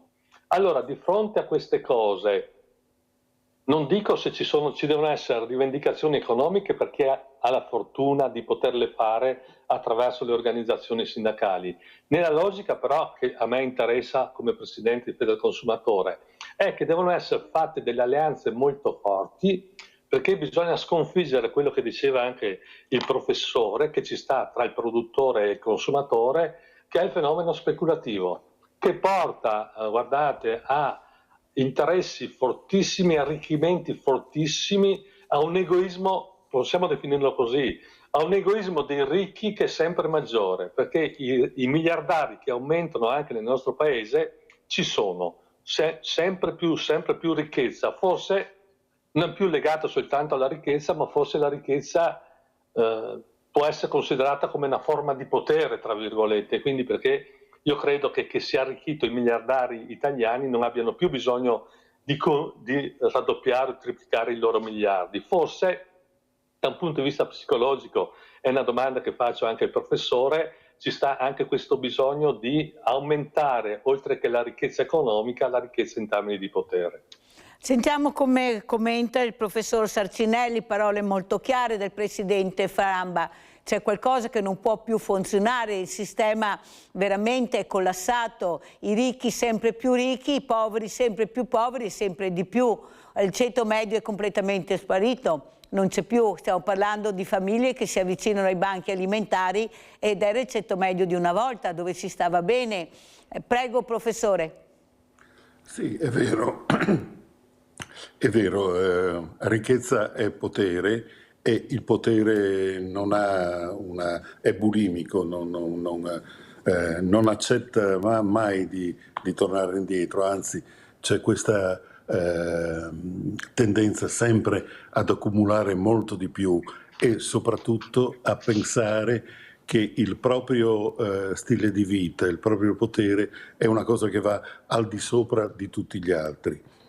Io vorrei ricordare un esempio del passato, che l'ho vissuto anche personalmente, cioè dopo la Prima Guerra Mondiale in molti paesi, soprattutto del Friuli, quelli disastrati, c'è stato un movimento, i movimenti erano soprattutto quelli delle cooperative cattoliche bianche, che avevano spinto le amministrazioni a, per esempio, liberalizzare alcune terre e quindi anche ai cittadini, a quelli che non avevano, che non erano contadini o che non avevano la possibilità, diciamo, di coltivare nettamente, sono stati assegnati degli orti, ricavandoli spesso dalle golene dei fiumi, in modo che potessero, diciamo, autoprodurre per esempio la frutta e la verdura.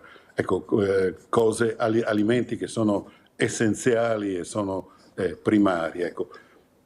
Ho visto che anche recentemente molte città, tra i quali Milano, hanno incentivato o stanno cercando di incentivare questi orti sociali in maniera da avere due effetti. Il primo è proprio quello di produrre, il secondo è quello di avere più qualità e il terzo è di spezzare anche questa speculazione partendo proprio dal basso, dal bassissimo. Certo, non risolve il problema, ma sarebbe un messaggio molto, molto particolare. Ecco. Tutto il nord-est ha vissuto per ora e ha sopportato, è stato come una carta assorbente delle varie crisi e soprattutto le varie speculazioni con quelli che una volta si chiamavano mezzadri, cioè con le famiglie che comunque mantenevano una produzione propria di cibo, sia con l'allevamento magari di un singolo maiale, sia con l'orto. Ecco. Forse è impossibile ritornare a quei livelli, però comunque c'è un grande bisogno di iniziative dal basso, di cooperazione, di socialità, perché solo così si può combattere la grande speculazione. Il cittadino da solo può fare poco, le associazioni possono fare qualcosa di più, ma se non hanno anche loro un riconoscimento, dico anche formale e legale, diventano dei semplici raccoglitori di lamentele impotenti ad agire o a rimediare. Molto chiaro, professore. Allora andiamo a Udine, devo correre purtroppo perché il tempo è tiranno, a vedere questo servizio, truffe, Federconsumatori, per capire che non è finiamo, cioè proprio ogni mattina ci alziamo con qualcosa di nuovo e sono le truffe. Truffe finanziarie e amorose online. In Friuli Venezia Giulia si registra un'escalation, avvisa Federconsumatori, che nella sede udinese della regione ha condiviso questo venerdì, in un incontro aperto al pubblico, informazioni utili a contrastare le principali trappole digitali. Truffe di tipo finanziario, abbiamo notato una casistica che è simile, ovvero quella di far scaricare un'applicazione sul telefono o sul computer, da cui risulta che anche piccoli investimenti iniziali portano a un grande risultato. In realtà non c'è nessun investimento, non c'è nessuna crescita, ma si tratta di applicazioni dimostrative. Vengono fatti scaricare anche contemporaneamente dei link di controllo da remoto, per cui il truffatore indirizza gli investimenti sul conto che gli appartiene. C'è gente anche udinesi, friulana, che ha perso anche 50.000, 60.000 euro, avete detto? 60.000 euro, abbiamo anche riscontrato la truffa nella truffa. Si trattava di un investitore di sesso maschile. Nel momento in cui era un po' reticente a fare ulteriori investimenti è stata introdotta una trader, chiamiamola una esperta finanziaria di sesso femminile, che ha cercato di far credere alla vittima di essere innamorata e di carpire ulteriori investimenti. In un'epoca in cui, come è stato sottolineato, il virtuale sostituisce il reale alimentando solitudine e disagio, sono numerose le persone che investono emotivamente in una amicizia o relazione online che poi si rivela falsa. Questa signora ha avuto un contatto tramite un social network e convinta di aver instaurato un rapporto di amicizia, anzi di amore, con un sedicente medico che viveva in Africa, quindi gli ha bonificato quello che aveva per raggiungerlo. Nel momento in cui il bonifico è stato fatto, l'innamorato è sparito. Allora, Presidente Framba, io al sabato faccio lezioni di sicurezza nell'ultima parte, proprio perché mi sono resa conto dell'importanza di saper usare questi strumenti che non li sanno usare. La prima cosa, subito si risponde, subito si schiaccia, invece l'informatico che ospite al sabato è l'ultima cosa da fare. Non bisogna schiacciare, ecco, non bisogna avere la fretta di rispondere, bisogna farsi consigliare. Il problema è che tutti parlano, ma noi abbiamo quasi sempre i diversamente giovani soprattutto che non sanno usare questi strumenti. Noi gli abbiamo messo in mano una bomba, nel vero senso della parola, senza renderci conto che facevamo solo del male. 1000 app, che ne basterebbero 3-4, diceva l'informatico, perché a loro non serve avere tutte quelle app, però nella confusione qualcuno ci guadagna. Allora, Presidente Framba, cosa vuole dire? Perché anche voi siete coinvolti come associazione in queste truffe, ogni giorno ne abbiamo una, se ne inventano una al secondo, ti svuotano i conti correnti, ecco i bonifici, non ne parliamo quelli veloci, prego. Il professore, quando parlava prima di realtà virtuale, eccetera, da un punto di vista, diciamo, sociologico, della solitudine e altro, è estremamente importante. Dentro questo meccanismo di quello che riguarda la tecnologia c'è anche questo aspetto che può sembrare secondario, ma in realtà una volta che si mette in moto per quanto riguarda le famiglie e le persone ha delle conseguenze fortissime, perché è vero, attraverso l'informatica sicuramente possiamo dire che una delle conseguenze, uno dei meccanismi negativi dell'informatica è quello della truffa, che riguarda, vero, i diversamente giovani, come diceva lei, ma guardate, riguarda anche molto i giovani, riguarda molto anche i giovani e persone insospettabili. Noi diciamo che quotidianamente ci arriva la richiesta di approfondimenti per quanto riguarda la truffa informatica. La popolazione su questo è vulnerabile dal punto di vista della conoscenza della finanza, usiamo questo termine qua ma non entriamo nel merito, ma è proprio ha bisogno di competenze informatiche, cioè capire quanto è pericoloso lo strumento che abbiamo sotto mano quotidianamente, che ci induce alla velocità a rispondere altro. Per dire, noi diciamo sempre che la prima cosa che deve essere fatta a fronte anche di una telefonata, quindi lasciamo perdere per un attimo il messaggio attraverso computer, ma è quello anche di non rispondere come una volta, o forse alcuni rispondono al telefono con un sì, perché quel sì può essere registrato e può diventare per esempio una firma su un contratto virtuale del quale poi è difficile anche uscire. È una cosa molto semplice, ma quante persone rispondono al telefono invece che con un pronto, con un sì? Sono più di quelle che noi pensiamo. Però se parliamo di truffe informatiche, guardate che la prima cosa da fare è non entrare nel link che viene suggerito, perché lì entri in una trappola. Io appena finito quando avrò finito con voi alle 11:30 ho un incontro con una persona che da tempo si trova 40 euro mensili di addebito sul conto corrente, non è capace di uscire da questa situazione, non ricorda quando ha dato il consenso a questo prelevamento. Per carità, la soluzione è facile, basta muoversi all'interno della banca eliminando carta di credito, cambiando conto corrente e altro, quindi non è difficilissimo, ma ci sono persone che si sono rivolte a noi a partire da gennaio, che si sono trovati prelevamenti di migliaia di euro dal conto corrente per investimenti in criptovalute di cui nulla sapevano, ma in realtà erano entrati nel sistema e per un insieme, come hanno detto i colleghi di Federconsumatori del Friuli, mi sembra, dentro questo convegno, guardate, la vulnerabilità del consumatore è incredibile. Mi scusi Presidente Framba, devo correre perché purtroppo il tempo è tiranno, siamo quasi in chiusura. Ma mi scusi, ma il garante della privacy dov'è? Dov'è finito? Cosa fa? Cioè noi parliamo garante, privacy, due parole magiche, alla fine ci troviamo con un pugno di mosche. I nostri dati sono dappertutto, ti vogliono dare i dati, abbiamo 1000 carte per fare lo sconto, perché arriva il premio che poi ti danno una tazzina da 0,00 centesimi, ma intanto i tuoi dati tu li hai dati e senza saperlo. Ecco, ma è mai possibile che non abbiamo un garante serio, vero, della privacy, della nostra privacy? Questi entrano dappertutto ormai. Prego Framba. Questi entrano dappertutto, è vero che il garante della privacy dovrebbe far di più, è anche vero però, e torniamo al discorso del consumatore consapevole, che noi involontariamente siamo persone che vogliono il rispetto della privacy, ma poi in realtà i nostri dati li diamo al mondo, come diceva lei, no?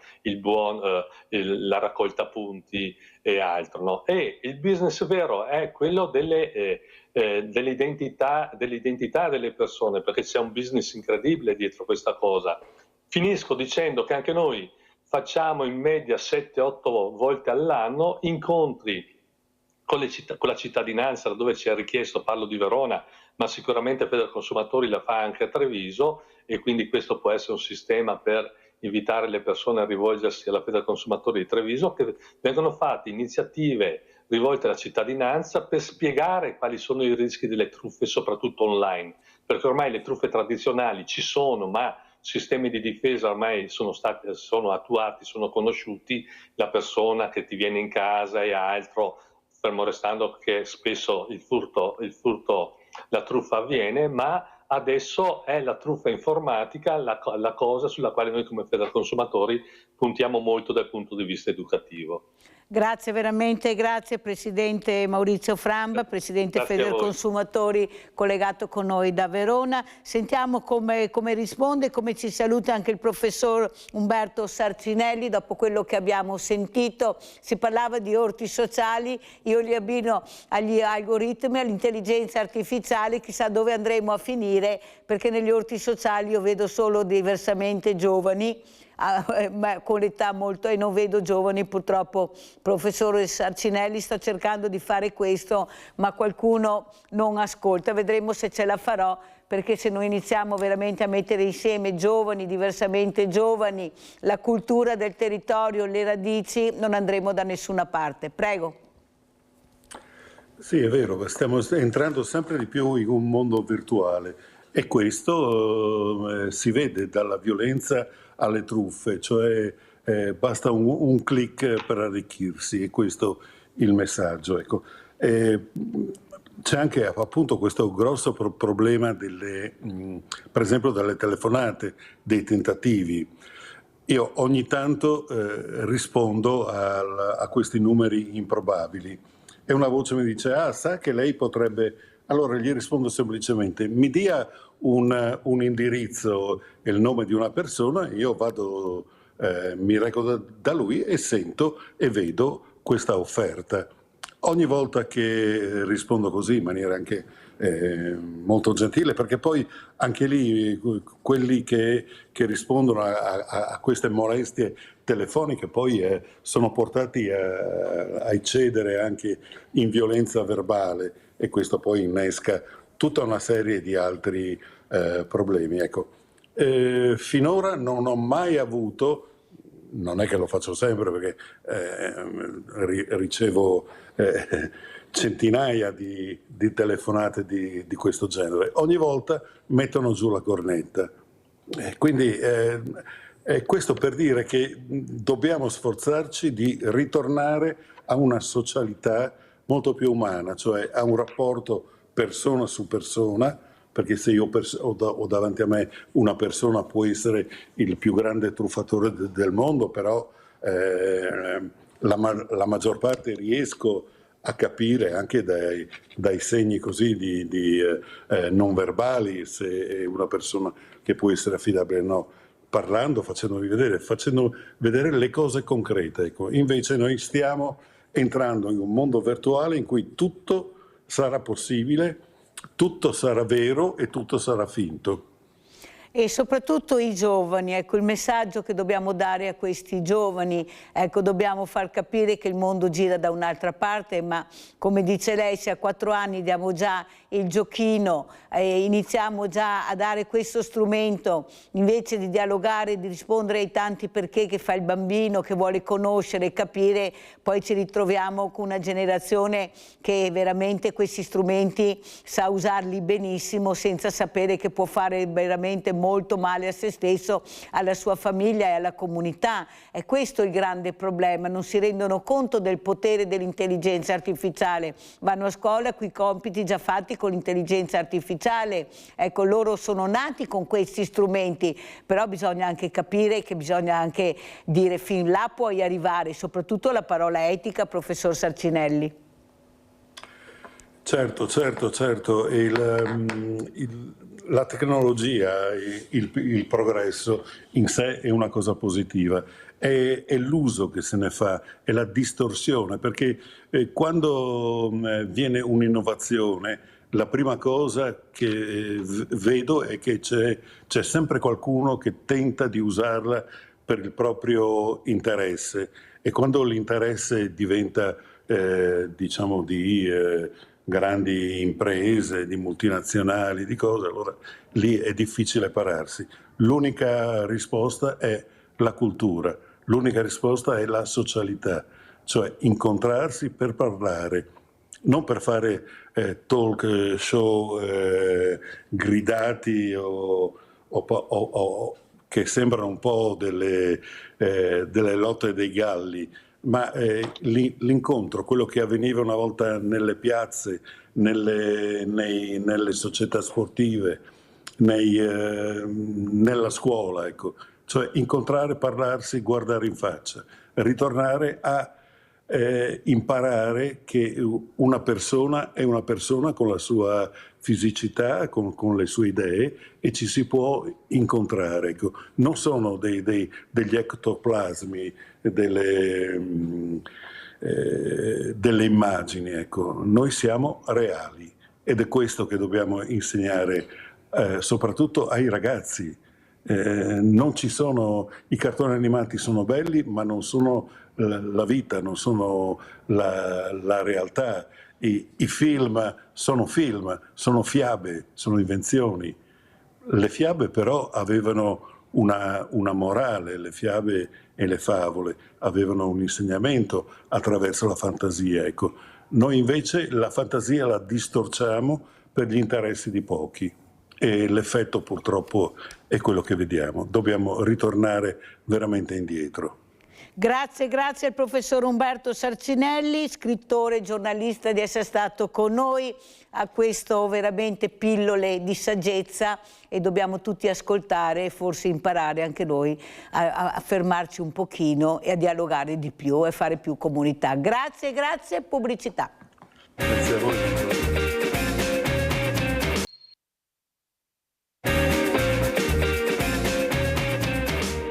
Gianni Potti, presidente della Fondazione Comunica, founder di Digital Meet. Digital Meet 2025 su cosa punta? Puntiamo decisamente su capitale umano e competenze. Senza le competenze non sappiamo usare la tecnologia, senza le competenze non sfruttiamo le opportunità che ci dà la tecnologia, ma soprattutto finiamo per subirla. Quindi noi vogliamo invece che ci sia una società con culture diverse, età diverse, comprensioni diverse, in cui un minimo di base di alfabetizzazione digitale significa sviluppo, significa futuro. Come possiamo accelerare, visto che l'intelligenza artificiale comunque ha una velocità di sviluppo enorme, come possiamo accelerare questa comprensione, visto che l'Italia comunque dal punto di vista dell'alfabetizzazione digitale è comunque abbastanza indietro e forse dovrebbe puntare alla top 10 dei paesi europei? Giustissimo, ma magari puntare alla 10ª posizione quando siamo ancora a 24, 25, 26 in Europa. Quindi anche l'apporto di Digital Meet vuole essere presso il Parlamento, presso chi ci legifera e governa, uno stimolo in più per investire maggiormente sul capitale umano e sulle competenze. Digitalmente è un progetto nazionale che però parte dal Veneto con molti appuntamenti interessanti a fine ottobre. Sì, nasce da Padova, nasce dal Veneto, poi un po' alla volta in 13 anni, quindi ormai è veramente maturo Digital Meet a livello di età. In 13 anni ha raggiunto circa 18 regioni, nelle quali i nostri ambassador negli stessi giorni parleranno di digitale. Il nostro scopo è alzare la bandiera del digitale per ricordare al Paese quanto sia strategica questo tipo di sfida. Presidente, qual è stato lo sviluppo digitale dalle origini, diciamo così, in Italia fino ad oggi? Internet ha una trentina d'anni, qualcosa più ormai. La prima occasione di alfabetizzazione la fece un signore che parlava alla TV in bianco e nero, si chiamava Alberto Manzi, e questo insegnò negli anni 60 a scrivere in italiano agli italiani che non sapevano scrivere. Poi toccò a un certo Berlusconi parlare dell'inglese, al di là della politica, dei colori politici, spinse molto sulle famose 3I negli anni 90 e uno di queste era ovviamente l'inglese. Dobbiamo puntare in maniera decisa a rendere obbligatorio il coding, non perché dobbiamo diventare tutti dei programmatori, ci mancherebbe altro, ma per avere una rudimentale informazione sull'informatica. Quindi noi abbiamo raccolto già centinaia di migliaia di firme da presentare in Parlamento per chiedere al Parlamento di rendere in tutte le scuole di ogni ordine e grado obbligatorio lo studio del coding. Allora, io sono veramente contenta di avere ospite il presidente di Comunica, che ringrazio veramente tanto di essere qui con noi, Gianni Potti, per capire l'importanza di quello che ha detto: ricetta, sviluppo digitale per il futuro del Veneto, contro lo spopolamento e per la coesione sociale. Allora, prima di sentire cosa ci dice il presidente Potti, sentiamo Nadia che è al centralino, se no mi cade la linea. Prego Nadia. Ciao Mirella e buongiorno ai tuoi ospiti. Non telefono per lamentarmi, non telefono in merito alla trasmissione che stai... in merito che mi hanno dato l'accompagnatoria. Wow, hai visto che ce l'hai fatta, brava Nadia. Bisogna battersi, non mollare. Brava. Chiodo batte chiodo. Bravissima, la nostra guerriera. Hai visto che ce l'hai fatta? E dai. Ecco, non so quanti ospiti ho avuto che... Grazie, arrivederci, ciao a tutti. Grazie a te cara Nadia, un po' alla volta ce l'abbiamo fatta tutti assieme, la famiglia funziona. Allora, Presidente Potti, dopo aver ascoltato Gianni Potti, cosa dice? Sono passati dei mesi, avete fatto questi incontri, ecco, cosa ci dice questa mattina, Presidente? Com'è la situazione? Buongiorno innanzitutto e grazie dell'invito che è sempre molto gradito. Ma dirò una cosa, sposto completamente quello che ho detto nel registrato dell'anno scorso. nel frattempo la vera guerra in corso oggi tra le nazioni è Stati Uniti-Cina, e la sfida digitale, la sfida dell'intelligenza artificiale, e quello che mi preoccupa di più è l'assenza di una politica comune europea che ci permette di far parte di chi sta contendendo il primato globale. Ecco, direi che oggi stiamo subendo, Italia, Europa, degli smacchi importanti, e non riusciamo a trasferire alle nostre popolazioni quello che dicevo un anno fa e anche 10 anni fa, ovvero le famose competenze digitali, l'alfabetizzazione digitale, quello che in fondo Digital Meet da 14 anni porta nel Paese. Presidente Poti, quello che però noi vediamo è che abbiamo un paese, una popolazione diversamente giovane, che non è riuscita, ecco, a correre come invece stanno facendo molti giovani, ecco, ad avere la capacità di usare questi strumenti perché nessuno gliel'ha insegnato. E non è così semplice come si pensa. Noi abbiamo messo... Bravissima. Perché... Ecco, noi abbiamo messo, finisco Presidente, all'improvviso abbiamo tolto i soldi, gli abbiamo dato la carta di credito, che non sapevano usarla, anzi ancora adesso si lamentano. Abbiamo messo lo SPID, abbiamo messo gli algoritmi, l'intelligenza artificiale, il cellulare, le app, ma questi non sanno neppure adoperare questi mezzi. Io a sabato sto cercando di fare lezioni di sicurezza e chiederò anche il suo supporto, se avrà piacere di aiutarmi, perché ho capito la necessità, con le truffe che ci sono in giro, ogni giorno se ne inventano una, l'importanza di conoscere questi dispositivi. Prego Presidente. No, ha parlato benissimo, non poteva dire meglio quello che penso anch'io. Abbiamo bisogno di essere competenti, almeno in un'infarinatura sull'argomento digitale, quindi se vedete nel vostro comune, perché i comuni, la provincia, insomma ci sono degli enti, la regione, che fanno alfabetizzazione, associazioni, ma poi le persone magari non partecipano, oppure fatelo on demand in televisione con il computer. Oggi c'è anche questa fortuna che si può utilizzare, iscriversi a qualche corso. Io credo che un po' di buona volontà ci voglia da parte degli italiani, e noi abbiamo il compito di guidare questo cambiamento. È un cambiamento epocale, me ne rendo conto, per molti siamo all'ABC, cioè siamo molto indietro. Accennavo il dato prima, ma è tuttora oggi sulle competenze digitali siamo 24-25 posto in Europa, insomma io ripeto una cosa detta tante volte. Quindi rioccupiamo lo spazio, perché oggi parlare di intelligenza artificiale e quando io apro la televisione trovo sempre qualche spot pubblicitario che cita l'intelligenza artificiale, quando entri in internet, cioè sembra che sia diventato il tema numero uno. Ma sappiamo un pochino cos'è questa cosa? Non è solo ChatGPT, è tantissimi altri programmi molto utili, è la ricerca delle staminali piuttosto che di altre patologie, quindi tocca la salute, tocca il commercio, tocca tutte le attività nostre, e quindi l'intelligenza artificiale sto facendo perfino io un corso dell'ordine dei giornalisti, tanto per dare un'idea, quindi se ne stanno occupando le associazioni. Noi stiamo facendo da 4-5 anni una bellissima azione sui dirigenti sportivi, quasi 300 partecipano tra Padova e Rovigo. Insomma, ci sono tantissime opportunità, bisogna alzarsi, darsi da fare, navigare un po' in internet e trovare qualche riferimento.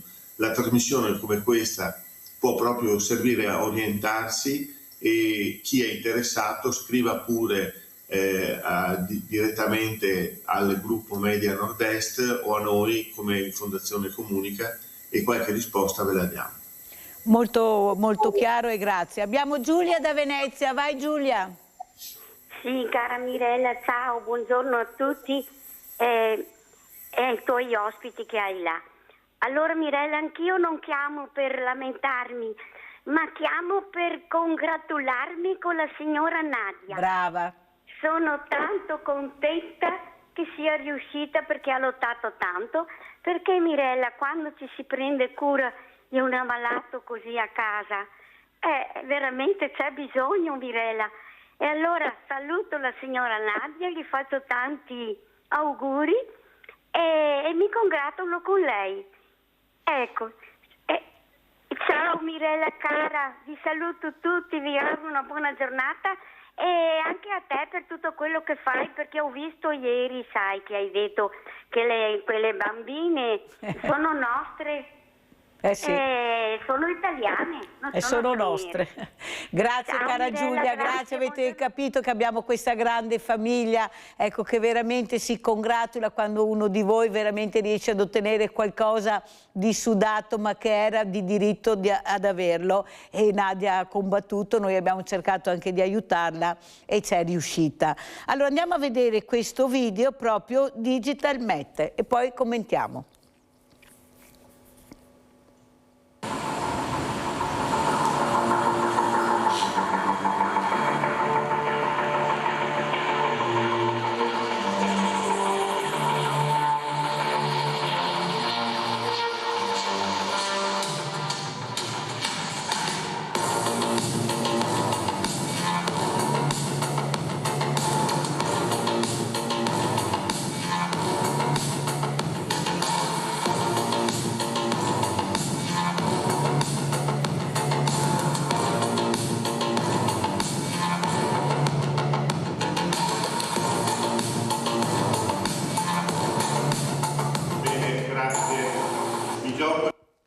Allora, Presidente Potti, ultima generazione, questi nuovi strumenti, molta attenzione da parte dei giovani. Ecco, come vede questi giovani e questo mondo meraviglioso per loro?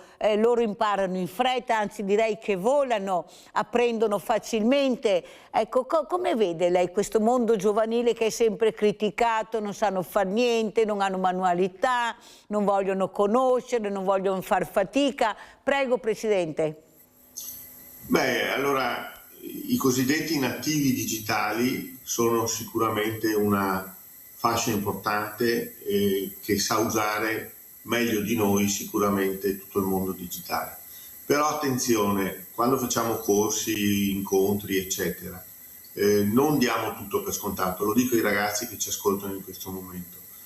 Sui temi tipo la privacy, tipo la sicurezza o le truffe, ecco, direi che non è detto che uno smanettone che fa questo in maniera quasi automatica, perché ti scrive finché ti guarda negli occhi, ecco, sono bravissimi questi ragazzi, sono nati appunto digitali. Ecco, un po' di conoscenza, di storia e di cultura del digitale credo che serva molto, specie in periodi in cui il digitale diventa un modo per fare anche azioni di cyber, di sicurezza degli stati, delle istituzioni e anche di noi singoli, cioè sbagliare o non fare una password come Dio comanda, un'alta, una bassa, una minuscola, che ne so, un po' studiata, ecco, è una cialtroneria ma ti espone a grandi rischi,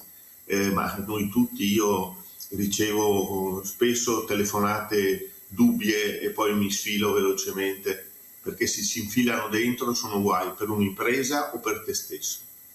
E non voglio fare del terrorismo digitale. Presidente Potti, l'importanza anche, come lei ha detto, di coinvolgere gli amministratori, forse sono quelli più vicini ai cittadini, che sono i sindaci, io so l'importanza anche del coinvolgimento, perché per i cittadini sono un punto di riferimento importante, ascoltano molto i loro sindaci. Ecco, quanto è importante anche fare queste elezioni di quartiere per far capire l'importanza di questi strumenti, perché prima o dopo si dovrà pure imparare. Prego, Presidente, e come viene accolta quando voi fate queste richieste e preparate questi progetti che sono fondamentali anche per il loro futuro, per il futuro della comunità? I sindaci sono uno dei pochi riferimenti forti rimasti nel territorio, quindi un sindaco che ci crede, che fa corsi per i propri cittadini, che trasferisce conoscenza e competenza, credo che sia meritevole. Noi abbiamo diversi casi nel Padovano, nel Vicentino, nel Veneziano, nel Trevigiano, di sindaci che si sono attivati per fare cose di questo tipo, spesso con l'aiuto della Regione, che ha varato in Veneto le famose palestre digitali, quindi dei luoghi, degli hub. Ma la cosa più importante su cui io spingerei è sicuramente appoggiarsi a queste istituzioni che ne hanno quasi un obbligo, e quindi questo è un primo insegnamento. Ma l'altro, dobbiamo essere noi che stiamo ascoltando stamattina la televisione a dire: ho voglia di fare questa cosa perché mi può servire per il lavoro, per lo svago, per qualsiasi cosa, però può servire a me. E bisogna essere convinti, non controvoglia, perché è una grande opportunità di questi tempi per sviluppare le cose positive della nostra società, non solamente quelle negative. Quindi io voglio tentare di parlare anche quest'anno, dal 19 al 24 di ottobre, che sono le date di quest'anno del Digital Meet. Vogliamo parlare del digitale che ci fa vivere meglio, quello che c'era stato promesso all'inizio, che non è proprio così, perché doveva essere più divisa la ricchezza, oggi invece sono sempre di più i super ricchi e sempre peggio la parte della borghesia. Insomma, il discorso sarebbe lungo, però facciamo questo sforzo, impegniamoci sul digitale, che non è tempo buttato via, è come aver imparato l'inglese 10-15 anni fa. Allora andiamo a vedere anche cosa ha detto il nuovo presidente della Regione Veneto, Alberto Stefani, proprio questa previsione di bilancio, e poi commentiamo col presidente Potti. Andiamo a sentire.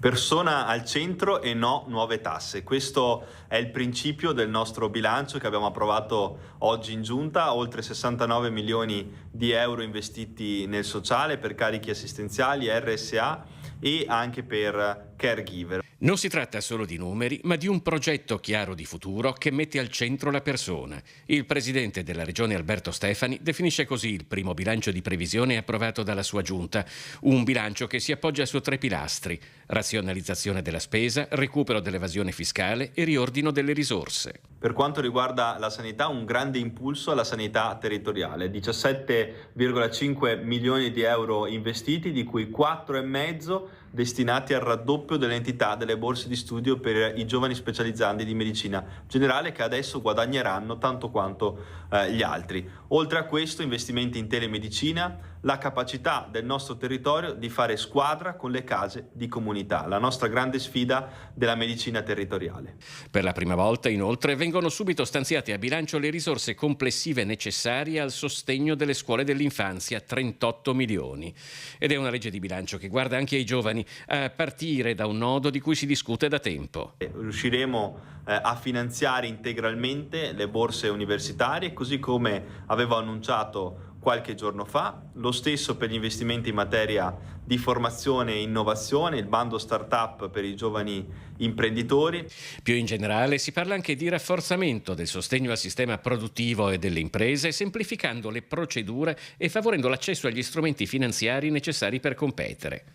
Per i comuni, inoltre, è rifinanziata con 18 milioni di euro la legge a favore della mobilità e della sicurezza stradale. Per l'ambiente, 50 milioni contro il dissesto idrogeologico e un piano speciale per la piantumazione di nuovi alberi per 1,5 milioni di euro. Allora, io ho avuto ospite il presidente Alberto Stefani proprio pochi giorni fa, e quello che ho capito che è una persona giovane, che ha tanta voglia di fare, che cerca di mettere l'attenzione alla persona, non dimenticando però la tecnologia, i nuovi strumenti, le start-up. Cosa ne pensa, Presidente Potti? L'avvio della governatore Stefani ha due caratteristiche, secondo me. Uno, che è molto concreto in quello che dice, e quindi lo aspettiamo poi i risultati all'exit, cosa verrà fuori, ma sono assolutamente positivi. Due, che lui è un amministratore molto in gamba, che ha fatto grandi esperienze, ma giovane, e la squadra è cambiata, cioè non è solo Stefani che subentra a Zaia, ma è cambiata per 9 decimi praticamente la squadra che lo circonda. Ecco, sono queste secondo me quindi un grande cambiamento, e lo vedremo fra un anno e mezzo i primi risultati, ma sono assolutamente convinto che possa essere la persona giusta che ci traguarda negli anni dal 2026 ai prossimi 10 anni.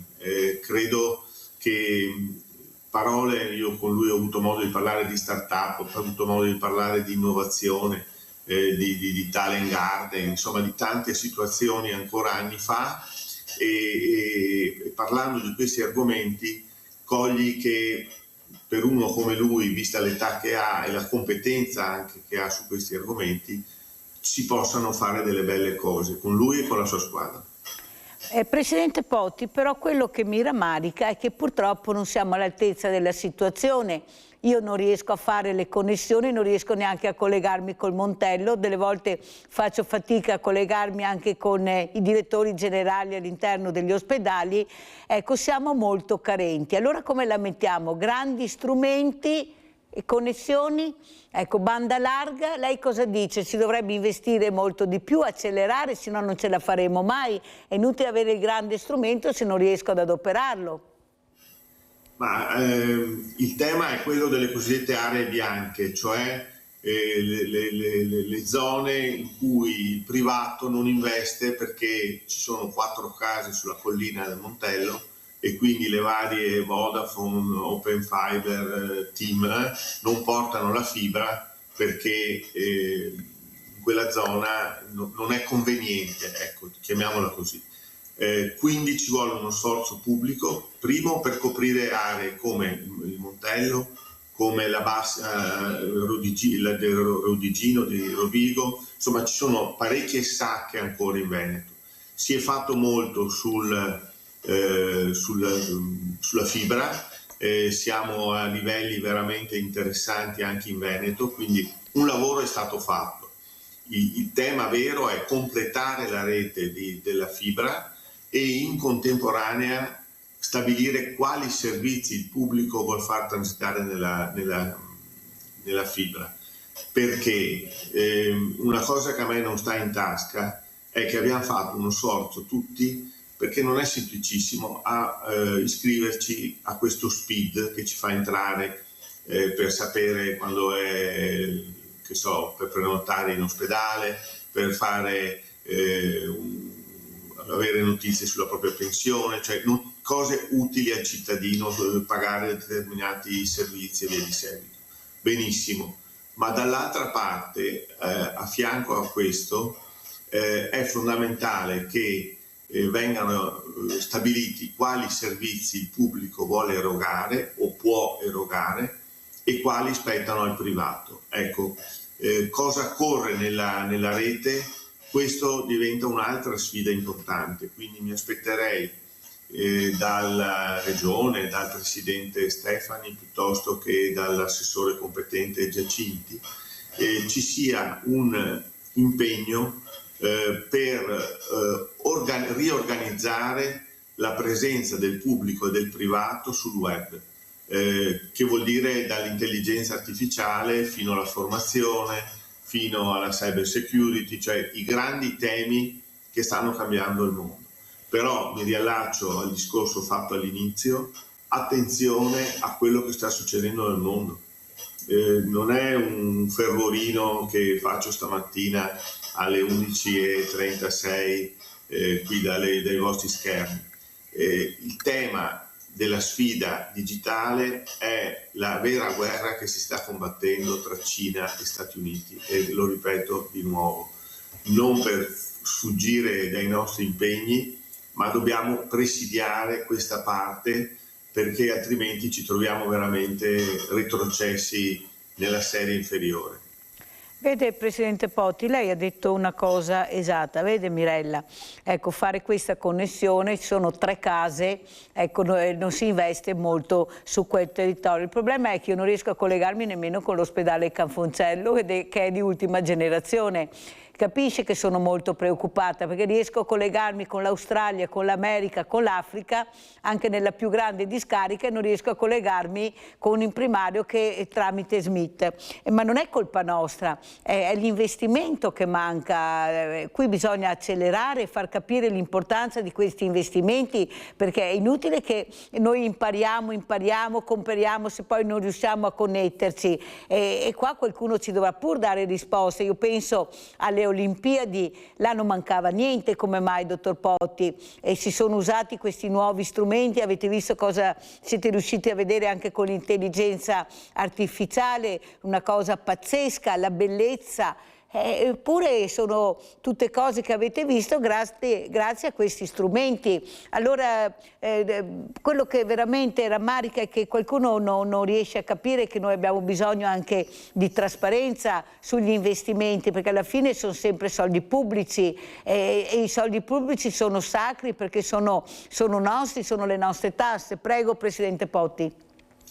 Ma mi sta venendo un'idea, Mirella. Vogliamo utilizzare utilmente, come fa questa trasmissione, il tempo televisivo, e vengo volentieri e vi aiuto a mettere insieme l'assessore regionale al digitale e il direttore di Open Fiber, che è l'azienda che sta infrastrutturando il Veneto, che ci dicano a che punto sono, cosa possiamo fare, quali investimenti mancano ancora, una specie di esisem, una specie di stato di fatto di cosa sta succedendo. Può interessarvi? Certo, tantissimo, vede che l'ho fatta io la domanda e la richiesta. Fare una perché... piccola sessione di Digital Meet sui vostri schermi. Perfetto, sono veramente felice Presidente Poti, perché vede, la trasparenza dovrebbe regnare sovrana. Ecco, noi dobbiamo imparare tante cose, però se non abbiamo il gioco come facciamo a imparare? Me lo spiega? E questo è il grande problema. Io devo imparare... Io mi muovo di conseguenza, cerco di trovare una data che vada bene a tutti, ma non fra 6 mesi, fra una settimana, quello che è 10 giorni. Compatibilmente al magari sabato prossimo, fra 15 giorni, magari le do anche la data se vuole, sarebbe l'ideale, perché così continuiamo queste elezioni di sicurezza anche con la trasparenza che mi sembra dovuta, e la ringrazio veramente Presidente Poti per quello che ha detto e per quello che cercherà di aiutare anche questa trasmissione, perché questa trasmissione aiuta... Facciamo la fotografia al Veneto e vediamo dove siamo, dove si vuole andare. Perfetto. Allora, Presidente Poti, ormai siamo quasi in chiusura, però io vorrei parlare di scuola, digitale e scuola. Com'è la situazione? Ecco, siamo attrezzati? Ecco, oppure io devo essere fortunato ad avere quell'istituto scolastico, avere quegli strumenti, l'intelligenza artificiale, gli algoritmi? Prego. Allora, girando le scuole, io vedo in giro che ci sono delle situazioni fantastiche, con intere aule dove i genitori stessi, il consiglio di istituto, la regione, insomma, qualcuno ha dato una mano ad avere i classici 20 computer tutti quanti. Quindi quello della infrastrutturazione delle scuole con il digitale è abbastanza avanti, si può fare molto meglio ovviamente, però le scuole che giro io hanno quasi sempre l'aula dedicata all'informatica. Il problema vero, secondo me, è un altro, quello di rendere obbligatorio, l'ho detto prima nell'intervista dell'anno scorso e non siamo ancora riusciti, obbligatorio l'insegnamento chiamiamolo digitale, della programmazione, del linguaggio di questa epoca. Cosa significa? Che è fondamentale dal mio punto di vista che non solo i ragazzi, ma ecco, vanno formati i formatori. Questo è un gap che abbiamo, perché tutta la fascia di insegnanti, con tutto il rispetto, che hanno 50-55 anni e sono bravissimi, spesso non sono all'altezza di illustrare, raccontare, integrare sul digitale. Ecco, diciamo che prima ancora dei ragazzi siamo indietro su formare i formatori. Come prima sfida per la scuola io vedrei questa. Allora andiamo a vedere anche cosa dice il segretario Martella per quanto riguarda l'assessorato alla cultura, perché sempre di cultura si parla. Andiamo a vedere. Venezia è una capitale mondiale della cultura e merita di avere un assessore alla cultura. Con noi tornerà ad esserci. Con l'elezione di Andrea Martella a sindaco, Venezia tornerà ad avere un assessore alla cultura, una delega che negli ultimi 11 anni è stata mantenuta dal sindaco Brugnaro. Venezia ha attualmente una consigliera comunale delegata alla cultura, Giorgia Pea. Per Martella invece è necessario il ripristino di un assessorato che segua quotidianamente le politiche culturali cittadine e traduca la visione dell'amministrazione nelle singole scelte. È una scelta strategica perché la cultura è fondamentale per l'identità della nostra città e anche per il suo futuro. Dalla richiesta di statuto speciale per Venezia, già depositata in Parlamento, al progetto di Port Offshore fino all'istituzione di un prosindaco di Mestre, in questa prima battuta di campagna elettorale Andrea Martella ha già delineato alcuni dei punti forti di un programma che vuole essere di svolta, compresa la nomina di un assessore alla cultura, perché Venezia, è il pensiero, merita un'amministrazione che consideri la cultura una priorità politica quotidiana e le dedichi l'attenzione che merita. Penso ad una figura, ad un assessore che saprà agire sulla scena globale e al contempo essere un punto di riferimento per tutto il territorio comunale, per Mestre e per Venezia, per le molte esperienze e per le molte produzioni che si muovono in questo settore così importante. Basta entrare nelle chiese, nei musei, soprattutto quanto adoperano questa intelligenza artificiale, questi strumenti, però riguarda sempre la cultura, investire nella cultura, avere un assessorato specifico. Prego, Presidente Potti.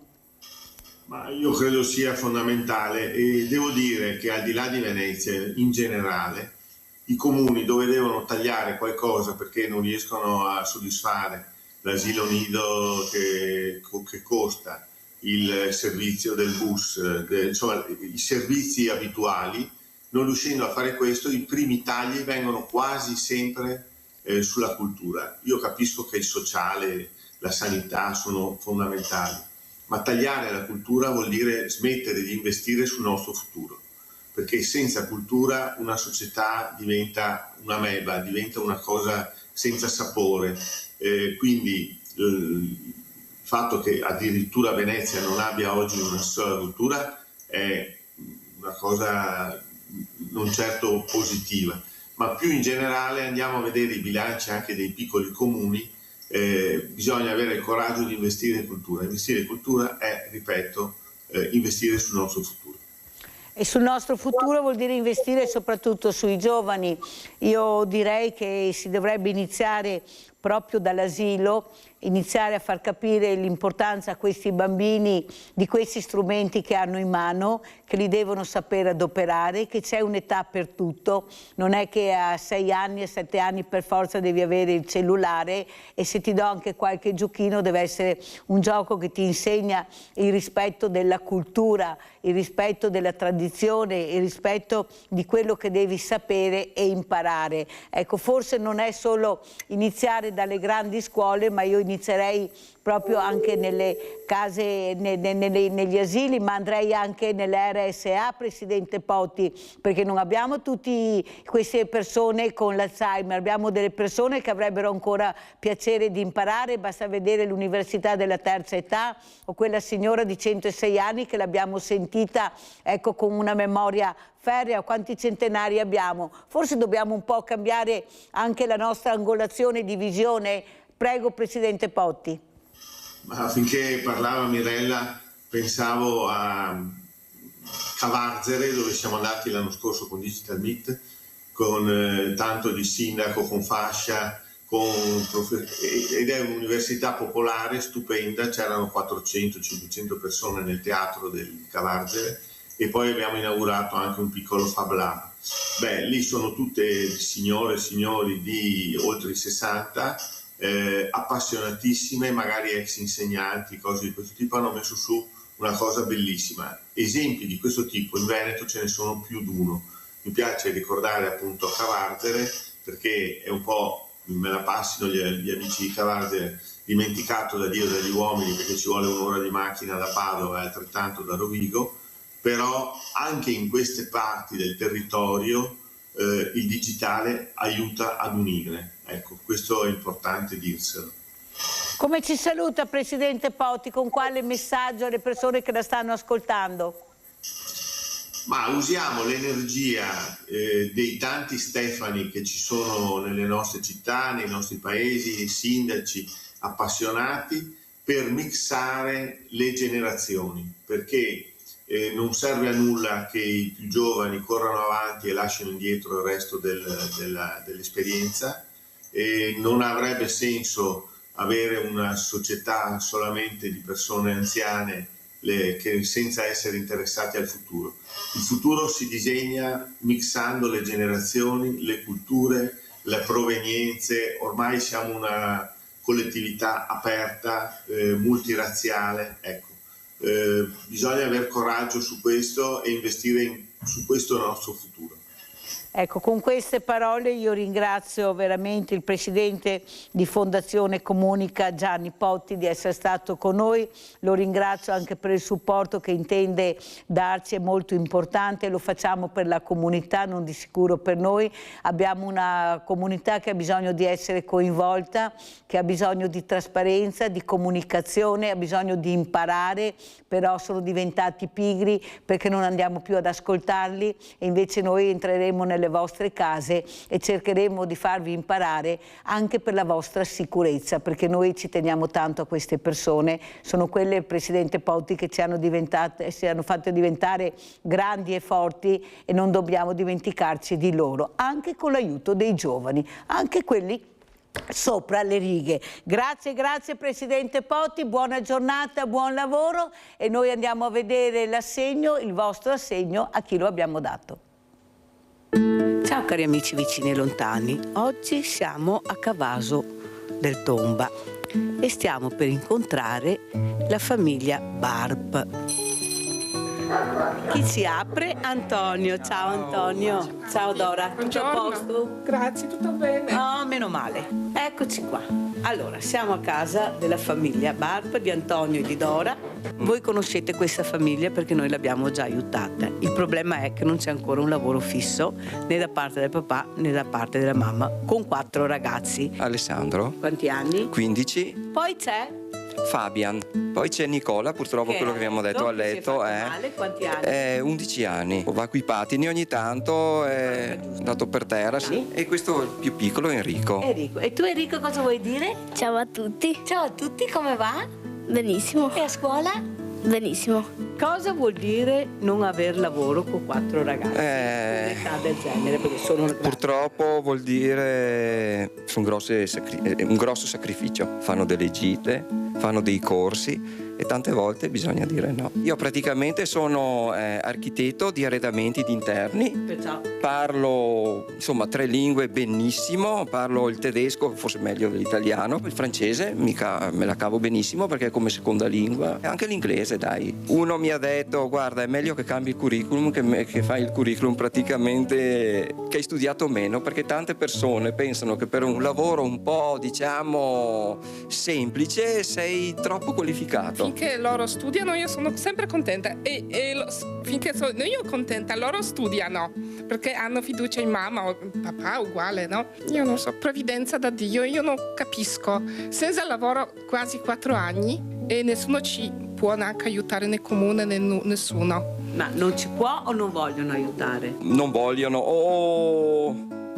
magari la nascondono un pochettino o girano insomma le cose, perché anche per via di nostri politici, qualcuno insomma che ha sto potere. Io penso che chi deve sostenere una famiglia deve avere veramente un sostegno adeguato. Allora ragazzi, andiamo a prendere La borsa, come l'altra volta, dai.